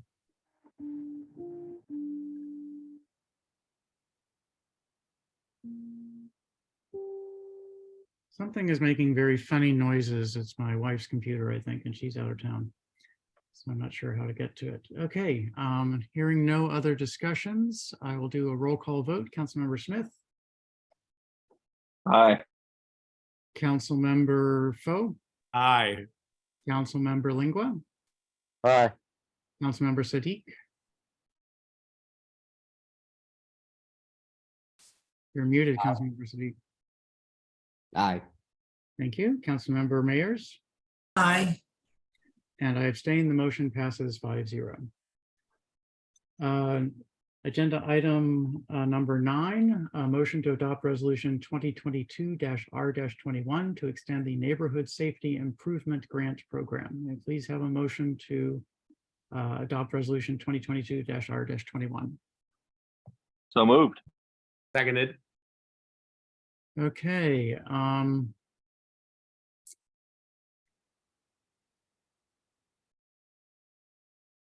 Ms. Katz, is this comment on this motion or on the previous motion? This motion. Okay, well, I'm going to allow council discussion first. Is there any council discussion of this motion?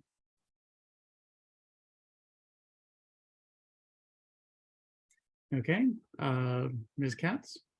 I just like to say with regard to this really important grant program, it's wonderful to have and very important in our community as we work towards making it a safer community. I just hope the town takes the opportunity to counsel people who are taking advantage of this good grant opportunity for lighting, that they promote the safety lighting principles from darksky.org and align with the town's new standard of 3000 Kelvin in temperature of lighting, and also the directionality of lighting, that it be focused down on what you want to light versus broad light that can actually create glare where it's not the safety situation you think you're creating. You're actually creating an area that people can't see into. So anyway, thank you very much for the program and for hopefully promoting those best practices for safety lighting. Thank you for those comments, Ms. Katz. I believe that the sustainability vision and commitment statements may well cover some of those issues. So much appreciated. Any additional public comments or council comments? Hearing none, I will do a roll call vote. Councilmember Smith? I'll take that as an aye. Councilmember Foe? Aye. Councilmember Lingua? Aye. Councilmember Smith is giving me a thumbs up and his image, so that was definitely an aye. Councilmember Siddiq Aye. And Councilmember Mayers. Aye. And I abstain. The motion passes 5-0. Okay, we're to agenda item number 10. Motion to authorize the waiving of residential permit fees until December 31st, 2023. May I have such a motion? So moved. Second. Motion by Councilmember Foe, seconded by Councilmember Lingua. Is there any council discussion of this motion? Mr. Mayor, if I may, Please.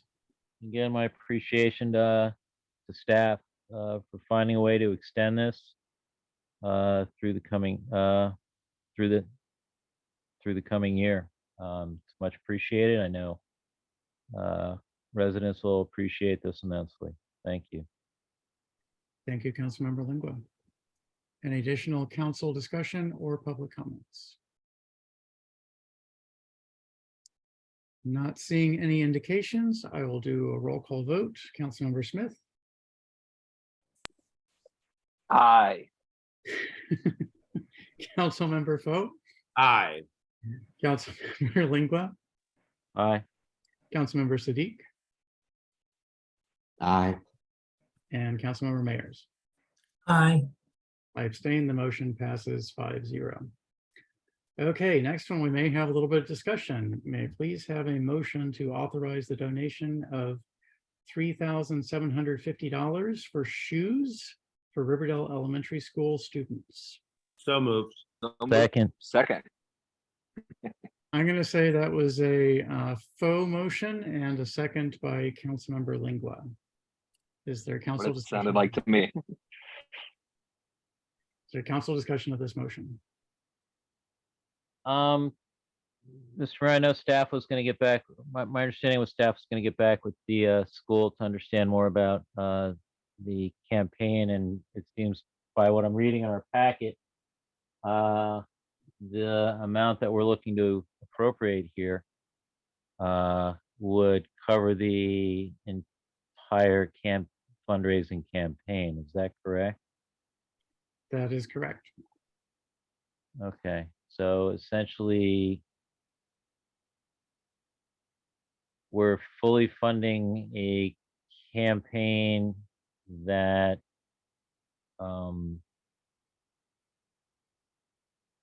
no, it's not really a fundraising campaign. It's essentially, it's almost a de facto grant. Mhm. And Mr. Mayor, Director Barnes is available to speak on that if you so choose. I'd love to hear what she can enlighten us with. Certainly. Thank you again for the opportunity. Riverdale Elementary School has not launched their financial campaign yet. I think it was discussed at the last meeting, a concern about taking away from their fundraising efforts. And so they have not yet launched this actual fundraiser. So I believe they submitted it to us first to see how we could assist. They're hopeful that we'll be able to assist in providing a large number of shoes for the many students that need them. Okay. Were they made aware of the fact that we were looking to fully fund their campaign goal? No, in fact, when we were made aware that this was their need, we weren't aware quite yet what the fundraiser amount would be. That was found just doing a little bit of research. They sent a link through, and so that was the total amount requested through the fundraiser. They were just looking for support of shoes for their students. It's a great need right now for them, and we already provide some other items, similar support through the uniforms and coats and things of that nature. But this was a new need for this year and something that the students were in need of, basically. Okay, well, I understand they have a need, and I'm glad that they're trying to find a way to address it, and I'm glad that we're trying to find a way to help. This, again, I still have the same concern as I had a few weeks ago about essentially, when you're having a fundraising campaign like this and you have, a single donor that's essentially meeting the entire objective of the fundraising campaign, it's more of a short-term fix. It's not really conducive to a long-term development of a donor base, which could help them in the future. Certainly, Councilman Lingua, I definitely understand that. This is a gap, I think. The way the fundraiser works is the money goes to Operation Warm, which is an organization that we're used to working with. We've worked with in the past for coats. And then it's much easier for the school because then all they have to do is select the sizes of shoes that they need and the colors. So it's kind of a one-stop shop for them. So that's the reason why they did this fundraising or this actual fundraiser through Operation Warm. It's a very convenient way for them to meet that need. And this appears to be a gap in the community school program, for example. They are able to provide a lot of other things, but right now shoes is what they're looking for. But I certainly understand your concerns about taking away from those fundraising efforts long term. Okay. Okay. Councilmember Sadiq had his hand up earlier, but it appears to be down now. Councilmember Foe, your hand is up. Would you like to speak? Yes. Councilman Lingua, I'm not trying to belittle your point. It is tremendously understood. Fundraising is a significant need in public education. And frequently teachers that are stretched very thin are placed in charge of such things. I had spoken privately with Director Barnes, and you had suggested potentially that they may need assistance as well in uniform purchases as well. Does that still remain true? Yes, they will need assistance with uniforms. I spoke with the school last week and they have a lot of new families joining. This is very common for Riverdale Elementary School. So they'll have folks that are joining throughout the year. So they may not have the uniforms that Prince George's County Public Schools require. So that's definitely a need as well. But I believe we'll be able to meet that need with the current funding that we have. I would just like to reiterate to council, I was speaking with a school psychologist from Carroll County just this past weekend, and she told me that the poverty that she deals with is pervasive, and the free and reduced lunch population that they have in her school is 46%. I just want to reiterate the statistic that we have 91% of our students on free and reduced lunch at Riverdale Elementary. We should have a dialogue concerning fundraising. I agree, because we want commitment from our community to assisting those kids. But that doesn't change the fact that they need shoes and we need to be there to be able to help them. At least that's my own viewpoint. I am excited about supporting this. Thank you. Thank you, Councilmember Foe. Councilmember Smith? Thank you, Mr. Mayor, and I take Councilman Foe's point on the free and reduced lunches number for Riverdale Elementary.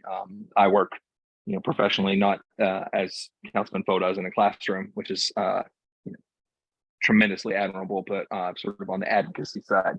And so this issue is of the utmost importance to me as well. And I think it's important we contextualize what that means when 91% of the students in a school are on free and reduced lunch.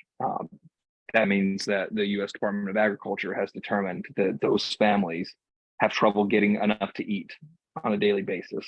And that is essential that we as a society, as a civilization, ensure that those children can eat, and so that they are able to receive that nutritional assistance in school. And I agree that we have a need to ensure the long-term sustainability of projects like this, so that we as a municipality aren't stepping in every time there is this need, such as the children that live in our town not having shoes.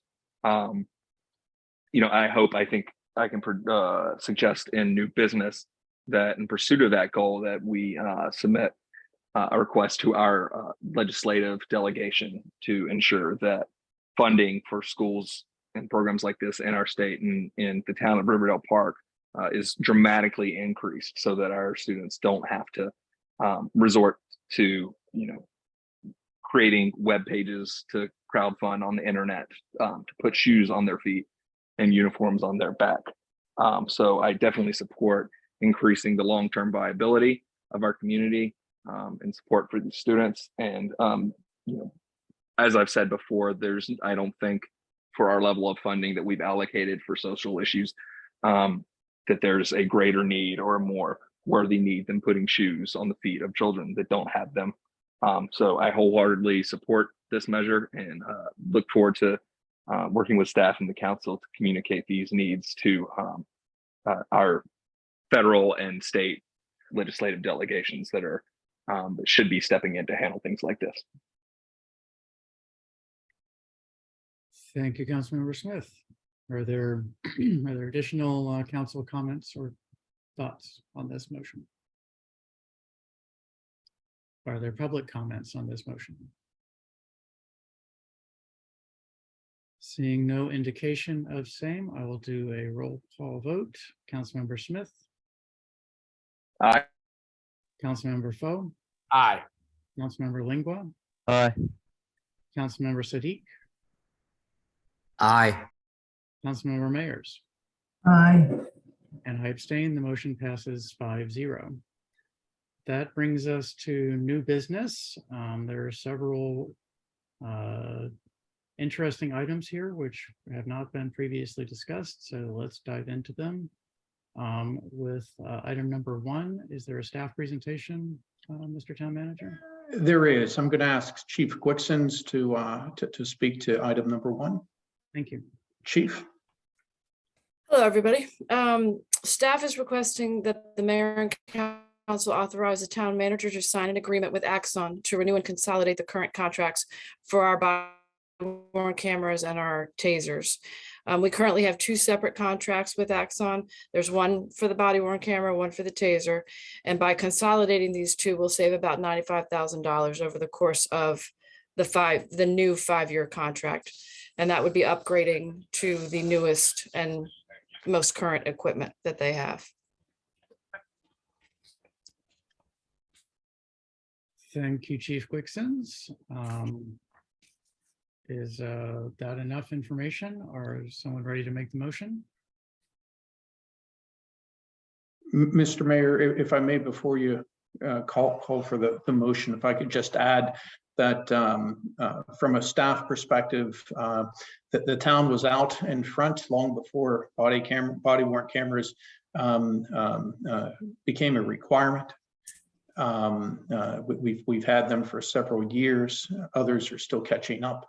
It's a vital tool to provide transparency to the community, to the council, but especially when there's a significant incident, and in the escalation of force, the tasers are considered a less than lethal use of force, and it's an important tool for cases where de-escalation has not gotten to the point where no force or force more than verbal commands is required. So these are important tools, and speaking with Chief Quixons, I understand that Axon has provided good service to us in the past, and we are presenting this as a sole source agreement, and they've provided us with a sole source letter. I believe that's in the packet as well. That's correct. Thank you, Mr. Town Manager. Mr. Mayor, if I may. Please. I remember working with staff years ago over in the department. At the time then, Lieutenant Powell, as well as to a little bit lesser extent, Lieutenant Turner, when this was all being put together. And as the town manager said, it's correct. We were ahead of the curve on this. And we've been able to go through and work out those things that those smaller adjustments that need to be made so that it's as much as manageable on Axum's part as it is on the town's part.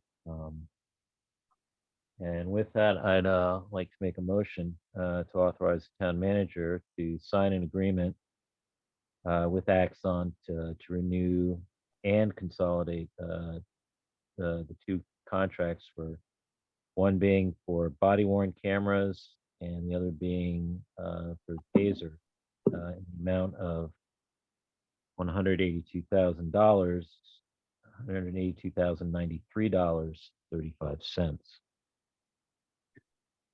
Thank you, Councilmember Lingua. Is there a second? Seconded. Motion by Councilmember Lingua, seconded by Councilmember Foe. Is there council discussion? Councilmember Foe has his hand up. So Councilmember Foe, please. Trying to think of a way to appropriately state this, but first starting with tasers, de-escalation that I've seen in public schools over the last couple of years post-pandemic has been really problematic. Just see increased incidents of the need to utilize physical restraint in certain situations. And I cannot even begin to imagine what it is our police officers face in terms of that. Secondly, for our body worn cameras, I want to be careful not to comment on open investigations, but I shudder to think about dealing with events that have occurred in Riverdale Park without body worn cameras. I watched that 28-minute video, and it was one of the hardest things I've ever witnessed in my life. But the simple fact that our police force was wearing those body worn cameras was remarkable in that it provided POV of particular circumstances in this town.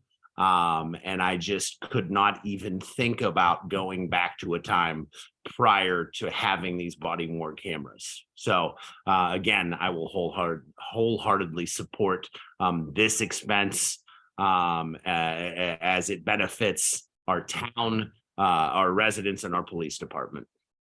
Thank you. Thank you, Councilmember Bo. Are there additional council questions or comments? Mr. Town Manager, are there any special procedures we need to go through for the sole source, or is this just a council approval of a contract? I believe it's just council approval of the contract. It's a budgeted item. Ms. Barnes, can you confirm that? We last did this in 2018 with the tasers. Yeah, I believe they were both in 2018. One was in January and the other one was in May. And give me one moment, Mr. Mayor. I'll look it up as well. This is a contract renewal, correct? Correct. And So, consolidation. yeah, so doesn't this fall under different parameters than if this was going out to bid for a first time? I believe so. I'm just trying to make sure we check Sure. all the boxes.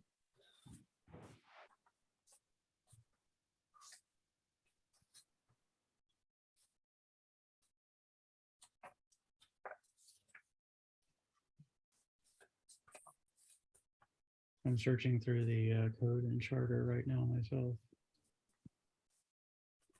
Not much luck.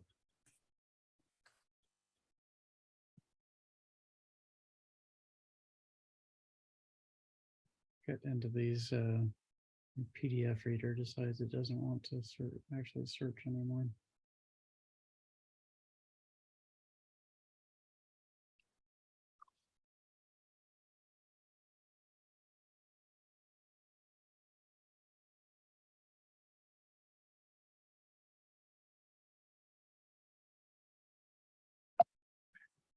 Mr. Mayor, I would simply suggest this, if you desired under an abundance of caution to waive competitive bid requirements under sections, Article 6, Section 623, you certainly could do that out of an abundance of caution. Does that require a second? Well, let me get the charter up. Section 6, you said? Article 6, Section 623, competitive bids. Can you read me what it is while I'm trying to get that up? All expenditures for supplies, materials, equipment, construction in excess of 20,000 shall be made on a written contract. We shall advertise for sealed bids. The town manager shall present sealed bids. The town may reject all bids. The council may suspend these requirements for competitive bidding for purchases and contracts in excess of the stated amount by 4 affirmative votes. But that only speaks to exigent circumstance, or in the opinion of the council, such suspension is reasonably necessary for public policy, health, safety, or well-being. So there's nothing here that addresses sole source, but this certainly is a sole source situation. Okay, council members, any thoughts on this?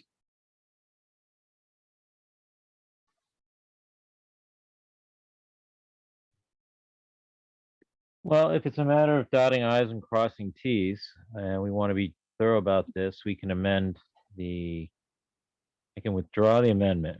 I can withdraw the motion and present another motion with language stating that the vote would also be to waive the requirement for a Can I single recommend, for a can I sole recommend? source provider. um, Please and- go ahead. And I'm sorry, Mr. Mayor, Ms. Barnes can also report on what we did in 2018. She just looked that up if that helps you, sir. That would be helpful. Director Barnes? Certainly. On March, I'm sorry, let me just pull that up. I lost it for a second here. On March the 26th, 2018, Councilman Lingua actually made a motion to authorize the town manager to sign a sole source agreement for the acquisition of the body camera system. So simply a That I straight did. motion. That I did. Okay, I just, the sole source just caught my attention, so I think we can just go ahead and do this then.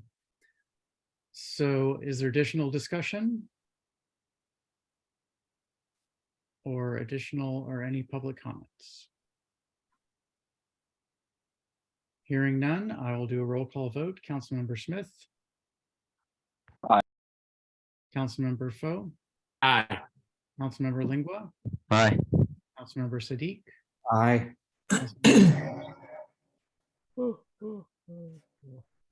Councilmember Mayers. Aye. Thank you, and I abstain. The motion passes 5-0. Now I have to find my way back to the agenda. Okay, next item. Motion to authorize the town manager to sign a task order contract with Pannoni for engineering services for fiscal year 2023 CIP road improvement projects for an amount not to exceed $89,768.40. Is there a presentation from staff on this? What I can share, Mr. Mayor, is that these are projects that Director Lewis spoke to the council about, I believe, in early October. She's worked with Pannoni, who's one of our on-call engineers, for them to conduct all the necessary engineering for all the projects that were listed. All the projects that we're having engineering for, we do not have current budget for, but we'd be back to the council for selecting once we figure out better what the cost will be, as well as this may tie into the staff's recommendation that we use some of the ARPA funds that are currently for an undesignated project. With that, I'd take any questions, sir. Thank you. Does anyone has questions before they can make a motion? Then please ask the town manager. Otherwise, I'd like a motion.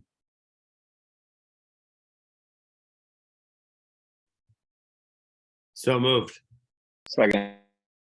Motion from Councilmember Foe, seconded by Councilmember Smith, to authorize the town manager to sign a task order contract with Pannoni for engineering services for fiscal year 2023 CIP road improvement projects for an amount not to exceed $89,768.40. Is there council discussion of this motion?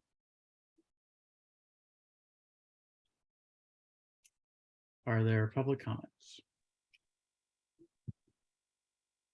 Councilmember Lingua, do you wish to speak? I was just gonna say, it just seems this is kind of going hand in glove with what we're trying to do with our walk, bike, drive initiative. And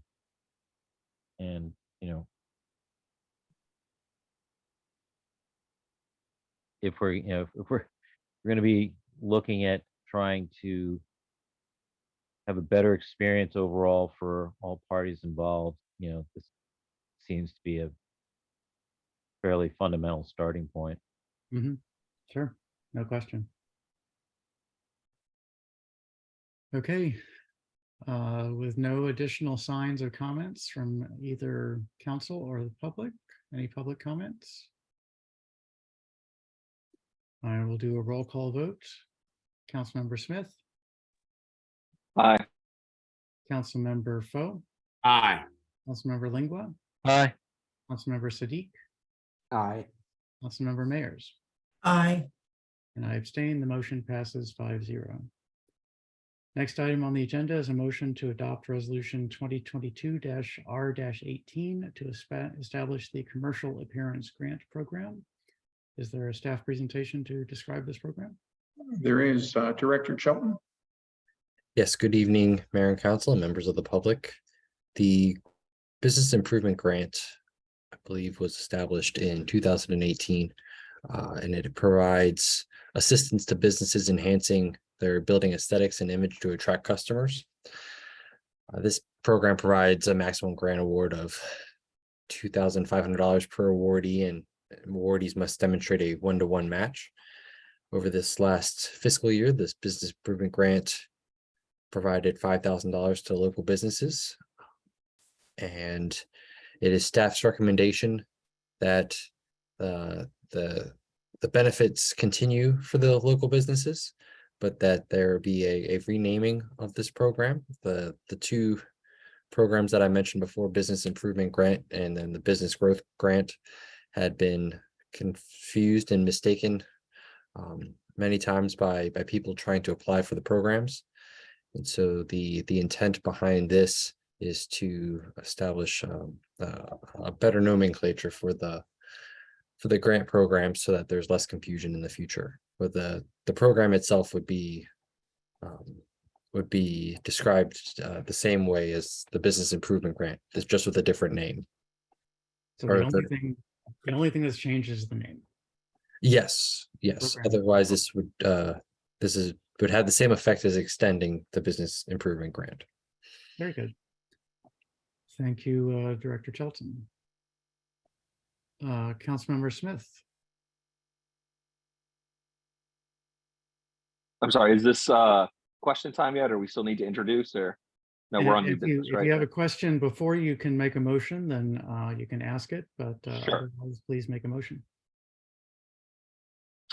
I'll make the motion to adopt resolution 2022-R-18 to establish the Commercial Appearance Grant Program. Thank you. Is there a second? Seconded. I think that was a faux second. I'll give it to him. So motion by Councilmember Smith, seconded by Councilmember Faux. Councilmember Smith, you have the right to speak first. Please ask questions. Thank you. I'm happy to introduce, or not introduce, but make this motion.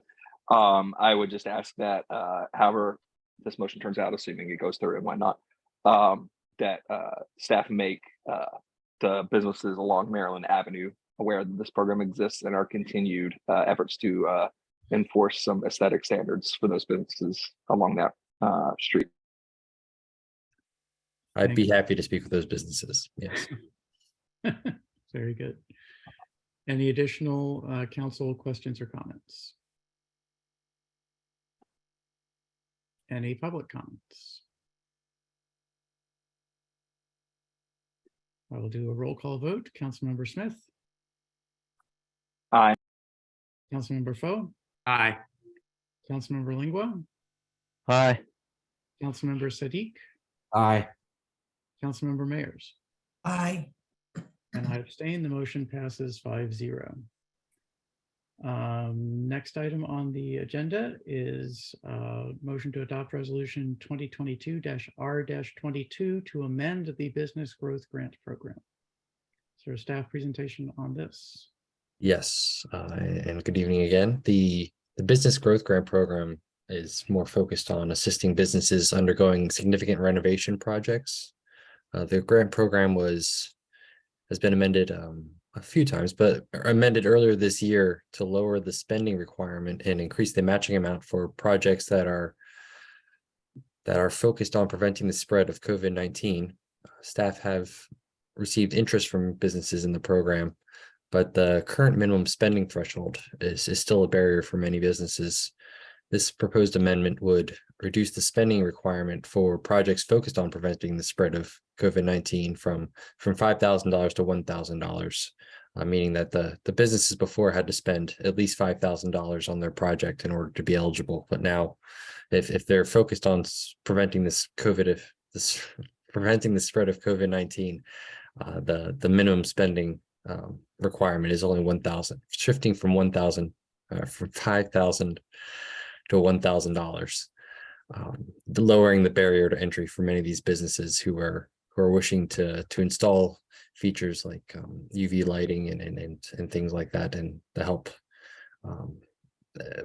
prevent the spread throughout their establishments. Are there any questions about the proposed amendments? Council? So there's a sunset date for this program also, which is in 2024. Is that correct?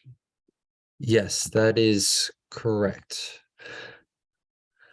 That is correct. That was originally set back, I want to say it was last March. And when we had amended the program to include the focus on the spread of COVID-19 related projects, it was along with a number of other ARPA programs which all expire in 2024. And I believe that was the reason that this also extended to 2024, because of the inclusion of the COVID-19 projects. Very good, thank you. Is someone ready to make a motion to adopt resolution 2022-R-22?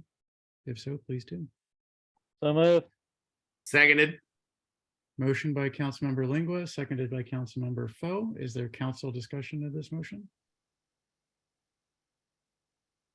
Mr. Mayor, I appreciate the effort that Mr. Shelton and staff put forward to reworking this in an effort to make this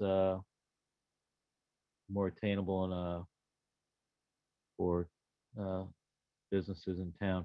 Thank you for doing that. Thank you, Councilman Lingua. Any additional council comments or questions? Any public comments? I'll do a roll call vote. Councilmember Smith. Aye. Councilmember Foe. Aye. Councilmember Lingua. Aye. Councilmember Sadiq. Aye. Councilmember Mayers. Aye. And I abstain. The motion passes 5-0. Item number 5 under new business, a motion to extend the expiration date of parking permits through March 1 to, I assume that's extend the expiration date. I guess that's fine, through March 1, 2023. Does someone need discussion beforehand, or is someone just ready to make the motion? I'm ready to make a motion. Go ahead. Pardon me. I'd like to make a motion to extend the expiration date to March 1, 2023 for town parking permits. Thank you. Is there a second? Second. I'll say that Councilmember Smith got the second, so motion by Councilmember Lingua, seconded by Councilmember Smith. Can staff give a brief overview of the reason this is needed? Yes, Director Barnes. Certainly. Good evening again, Mayor Thompson and members of the council. And one more agenda item, we're going to talk about the reason why we need this extension. But we've been talking about the permit parking program for several months now. We've gone through several different steps to get us to a place where we will have some legislation for the mayor and council to review. But based on the proposed timeline, we're going to need some time to actually implement the program, get it adopted, and then implement it.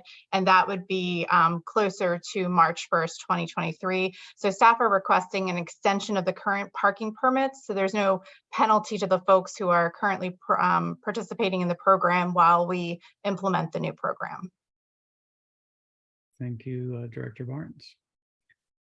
Are there any council questions or comments on this motion? Are there any public comments or questions? Hearing none, I will do a roll call vote. Councilmember Smith. Aye. Councilmember Foe, Aye. Councilmember Lingua, Aye.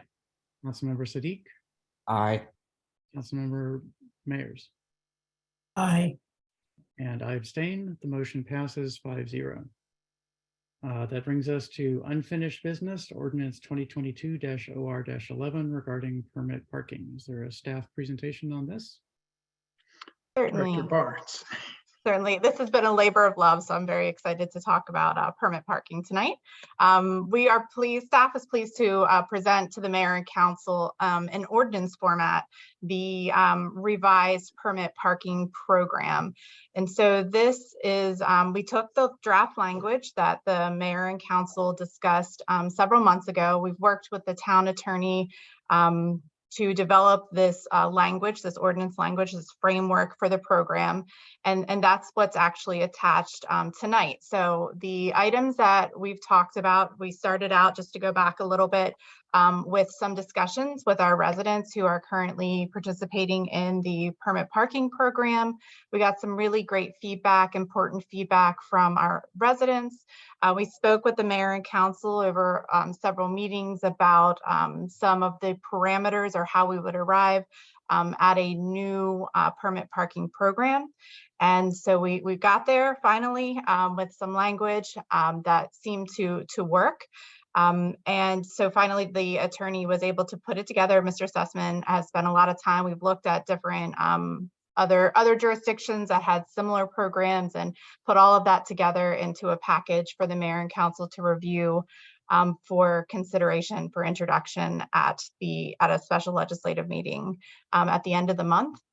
There's a proposed timeline in place. It again runs into January, so we have a little bit of an overlap. At the next meeting, if the mayor and council decide to move forward with the legislation, we would have a public hearing and an introduction, and then hopefully adoption shortly thereafter.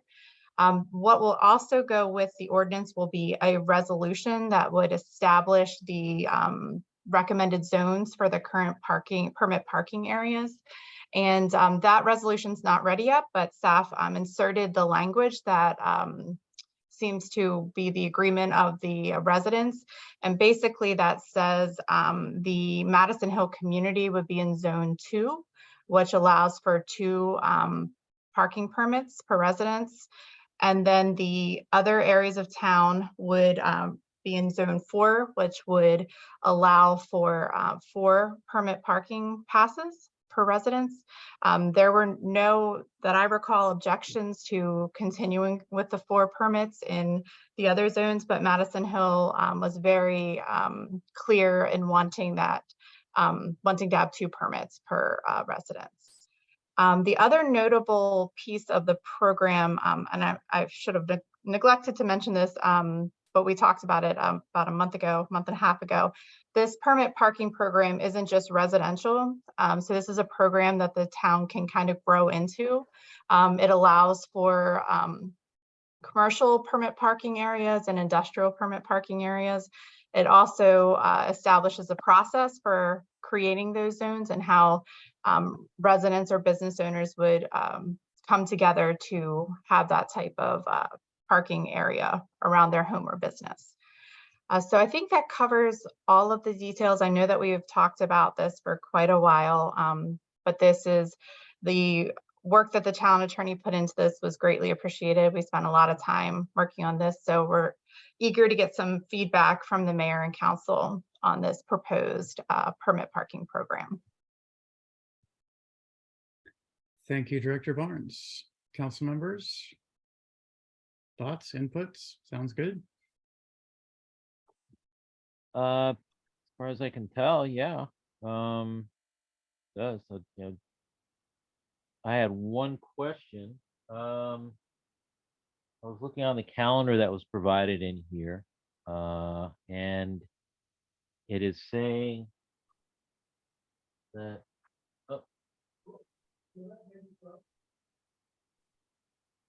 after tonight's legislative meeting, we're having a special and work session on the 20th of December? Is that supposed to be that, or is that supposed to be the 19th?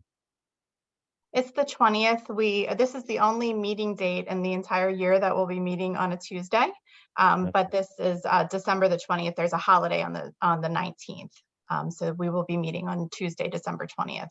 Okay, the reason I was asking, because earlier tonight, it was mentioned that we were meeting on the 19th. And I believe I misspoke then, sir. Okay. So all right, so, okay. That was just my one clarification I was looking for here. So I was hearing two different dates. Certainly. Very good. Councilmember Smith? Yeah, did I hear correctly that all the other zones would be entitled to 4 permits, and that would include Riverdale Park Station? So, Councilman, Riverdale Park Station is not currently included in the program. Right, because we don't own those roads. Certainly, but this would be a unique opportunity because there was a lot of discussion about how the permit parking program should be structured for Riverdale Park Station. So this program allows for a bit of flexibility. So we think that this will meet the needs of that community once we have ownership of the roadways. So once we do have ownership of the roadways, would they be entitled to 4 permits per home? No, they would follow the process that's established in the ordinance, which basically is to they get a petition together of folks Oh, I on get their what you're saying. street. They'd have to Yep. establish their own zone by that point and make that decision. Certainly, and this will give us, because that's such a unique development with commercial areas and things of that nature, I think this will be a greater discussion, and it'll give the residents the opportunity to really kind of tailor their permit parking areas. So we think that this will give them what they're looking for in that neighborhood. That sounds outstanding. I look forward to talking to constituents about implementing such a program in places like RPS and Madison Street and Maryland Avenue. I just hope that once we take those roads over in RPS, I'm concerned about if that is an option that they can take advantage of 4 permits per person. Just that not to say that they don't deserve as many parking spaces as they can consume, but I feel like it might defeat the purpose. From, as we know from conversations with the developer and the community there are certainly not 4 spaces per home in that area, but we can work more on that as we complete the road transfer and seek to implement things like that. Thank you. Certainly. Any additional council questions or comments? Any public questions or comments? Okay, there's no action tonight, so we can look forward to the introduction and we can move forward. That's great news. Certainly. Okay, I'm going to try yet again to share my screen. Someone has to stop sharing first, apparently. And I have to share the correct screen or you'll see the chaos of my setup. Okay, hopefully everyone can see. Can you see the map?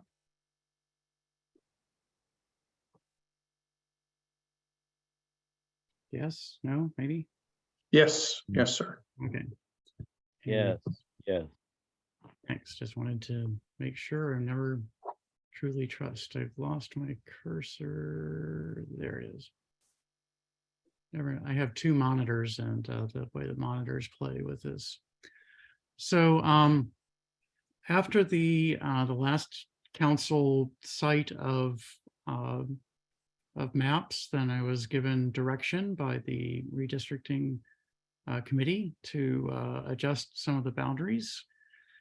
And I have, again, 2 maps. These are not completely nailed down. I'm still fiddling a little bit with the borders, but we have a meeting of the redistricting commission on Thursday night at 7:30, so I will have to finish them before then.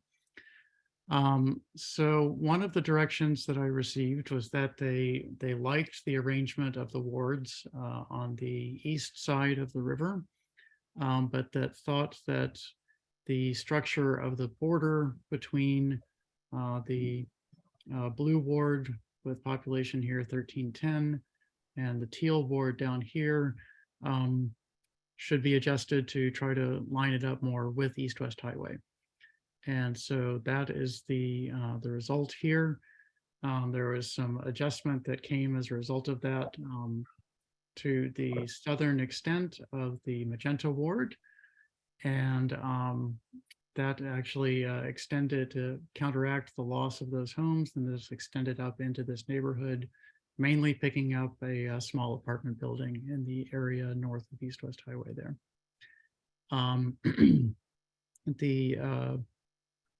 And so this is one of the options that's out there.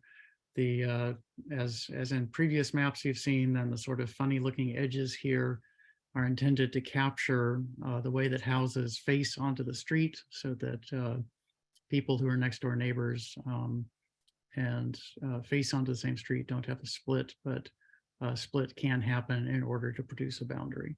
So for instance, at this corner, the house right on that corner faces onto Taylor Road more than it faces onto Ravenswood. So that was carved out. Second map that will be going to the committee is this one. And the numbers look too shockingly close, so I think I may not have updated them. This is the extension of Ward 1 across the railroad tracks, extends a good bit further south. The map is compact for the blue board here. The teal board down here is a bit more extended. The blue ward and the red ward over here are essentially the same.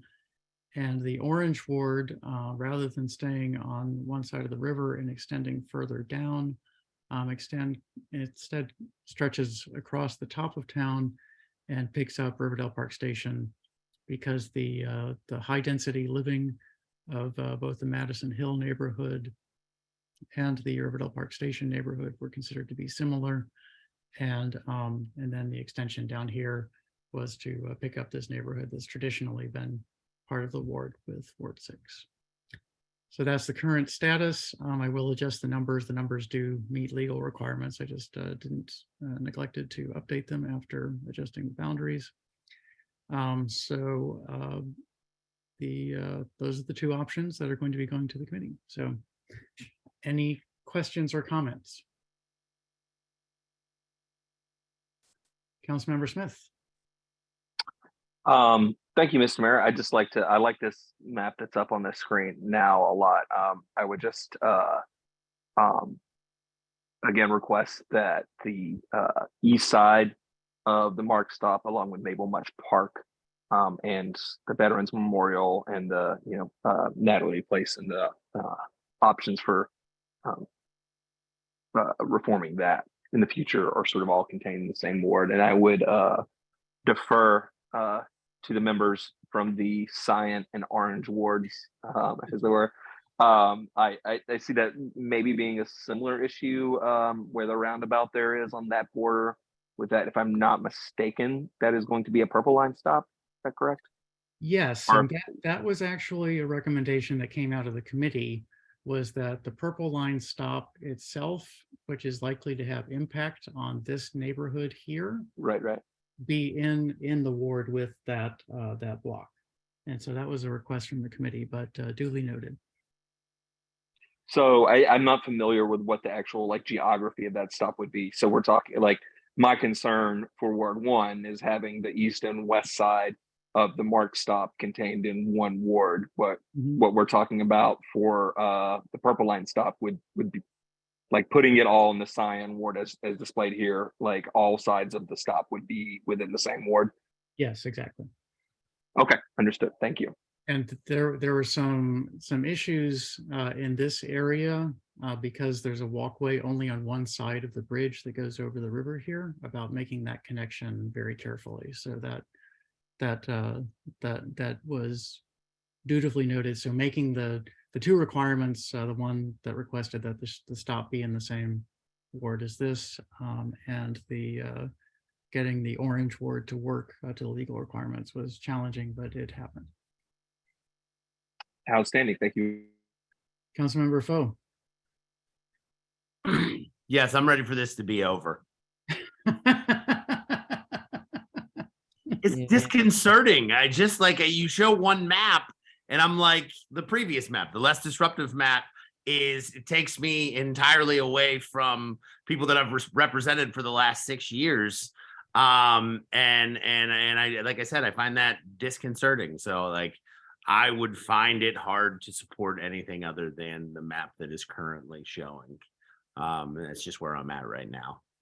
Okay, perhaps with the adjustments of the mark station that I see. I want to enter into personal negotiation. He's trying to get into my backyard. These are literally like I can point to this right here, and he's like, "No, that should be in Ward 1. I anticipate there'll be another business there." Could I humbly ask of the council member from Ward 2 how many times he's taken the MORC train to work? My wife has taken, I mean, prior to the pandemic, every day. Does that suffice?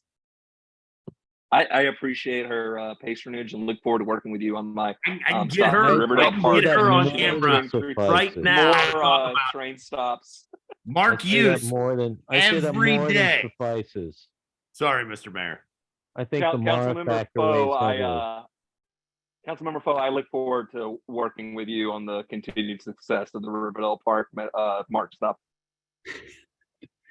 So just one, the council can adjust these boundaries, you know, at the introduction or at the passage of the boundaries if it's important. But I will try to generate a map for the moment that meets the request of the council member from the first ward, unless I hear screams of protest, in which case I might have some funny jagged line going through there that no one would be able to make any sense of. He can have Mabel Munch, but I get the Veterans Memorial. I'm just joking. I'm just... How many wars have you fought in, Councilmember Foe? Then I get Mabel Munch. Fair enough. Okay. I'm going to quit sharing now, unless there are any other, are there any public questions? Councilmember Lingua, you have your hand up. Very good observation there, Mr. Mayor. Yeah, once again, Oglethorpe Street gets split up between 3 wards, and on this map, you've managed to split Riverside Drive into 2 wards, and you've made it impossible for people in the current apartment building to traverse to the lower parts of Ward 3, lest they're going to put on their wellies and go trudging through the grasslands to do so. So this is an interesting question. And Right there. And I agree with you. They would have to trudge through some grass. I did spend a fair amount of time looking at satellite photos, looking at Google Street View photos. Yes, and you'd also be running afoul of the ADA. Yep. So there Let's get are. back to the drawing board. This is one of those that I am presenting to the council, and I believe that this is legal because there is not a significant barrier there. It is perhaps not ideal. There's not a significant barrier? No. Really? If you would like to walk it with me, I would be happy to do so. Let's get a wheelchair and let's see how a wheelchair will do in there. To my knowledge, the law does not say that a wheelchair has to get through. It says that you have to be able to walk. Well, And it's the examples that have been thinking given about in being in compliance with the ADA. the ADA was a goal that I had. I have other goals. Okay, And the fact is that okay.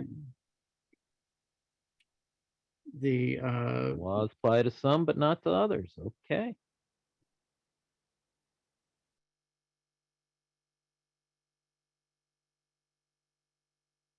so Mr. Councilman, if you will allow me to complete my statement.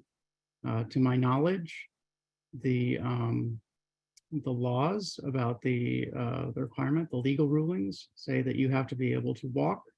And the examples that have been given as not meeting that were some of the congressional maps that were drawn for the state of Maryland that had a chunk of district on the far side of the Chesapeake Bay with no bridge connecting it to the district on this side of the Chesapeake Bay. Other examples were similarly across impassable bodies of water. I don't believe that relatively permeable barriers such as grass applied.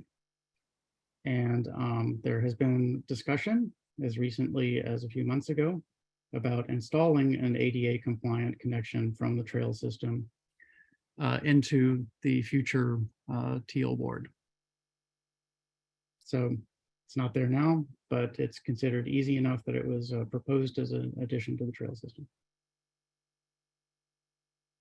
But it's up to the council. This is something that if the council doesn't think that this meets high enough standards, then they can choose another map. Or they Yeah, can well, adjust the boundaries. as I said, I'm seeing 3 major flaws here, so.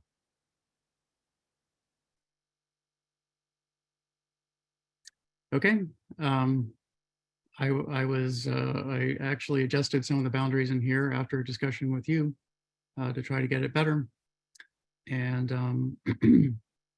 I can certainly try before Thursday night to get a new version of this.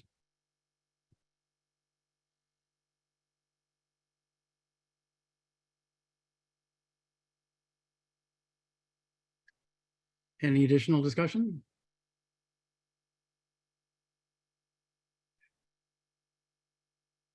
Okay. The next item on the agenda is appointment for the Board of Elections.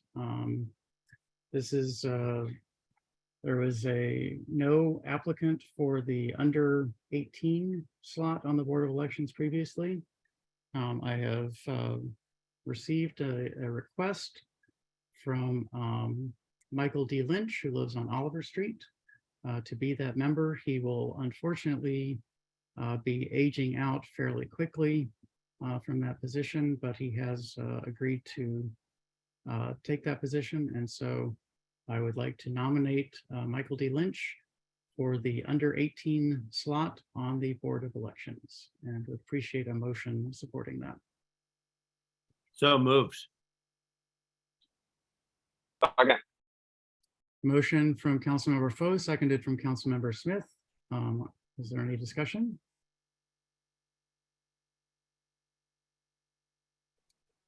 Mr. Mayor, is the resident concerned present tonight? Excuse me? Is the resident concerned in this motion present tonight? The No, person we're proposing serving. no, he isn't. He is not. Okay.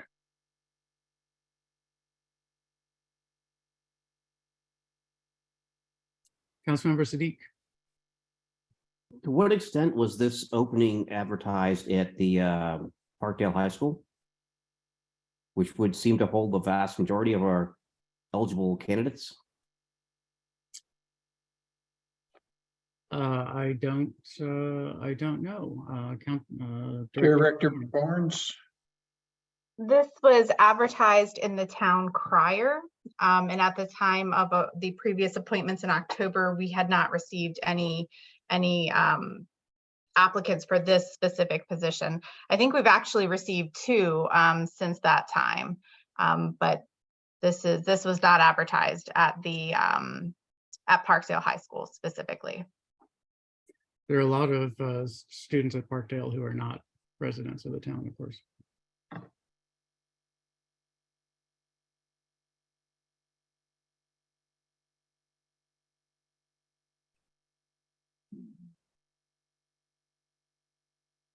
Any additional council questions or comments?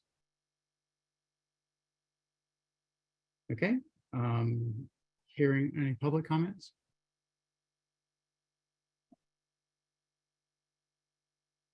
Okay, I'll do a roll call vote.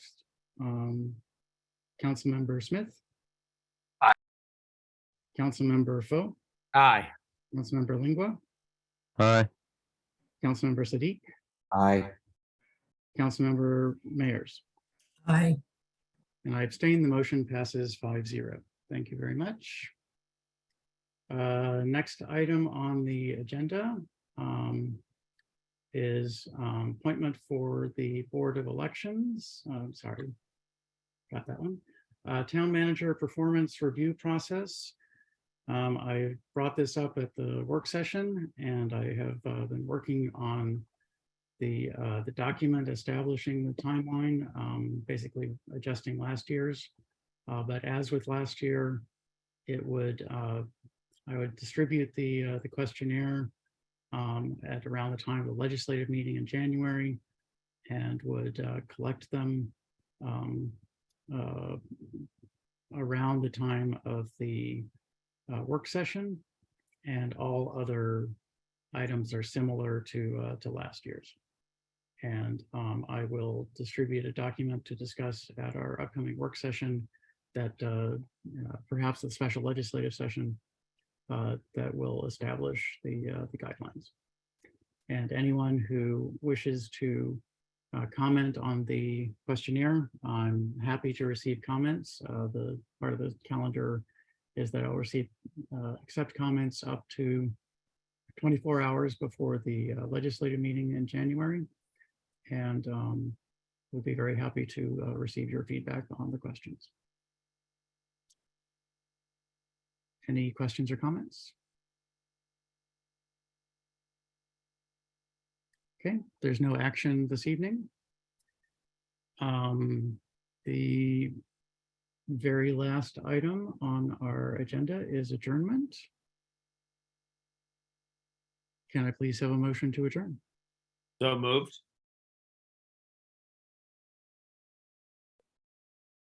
Motion by Councilmember Foe. Is there a second? Nobody else? Second. Oh, thank you. Second by Councilmember Mayers. This is neither discussed nor debated. We go directly to a vote. Councilmember Smith. Aye. Councilmember Foe. Aye. Councilmember Lingua. Aye. Councilmember Sadiq. Aye. Councilmember Mayers. Aye. I abstain. Motion passes 5-0. We are adjourned at 10:29 p.m. Almost got to 10:30. So have a wonderful evening. Thank you all for a nice meeting. Thank you, everyone. Good night.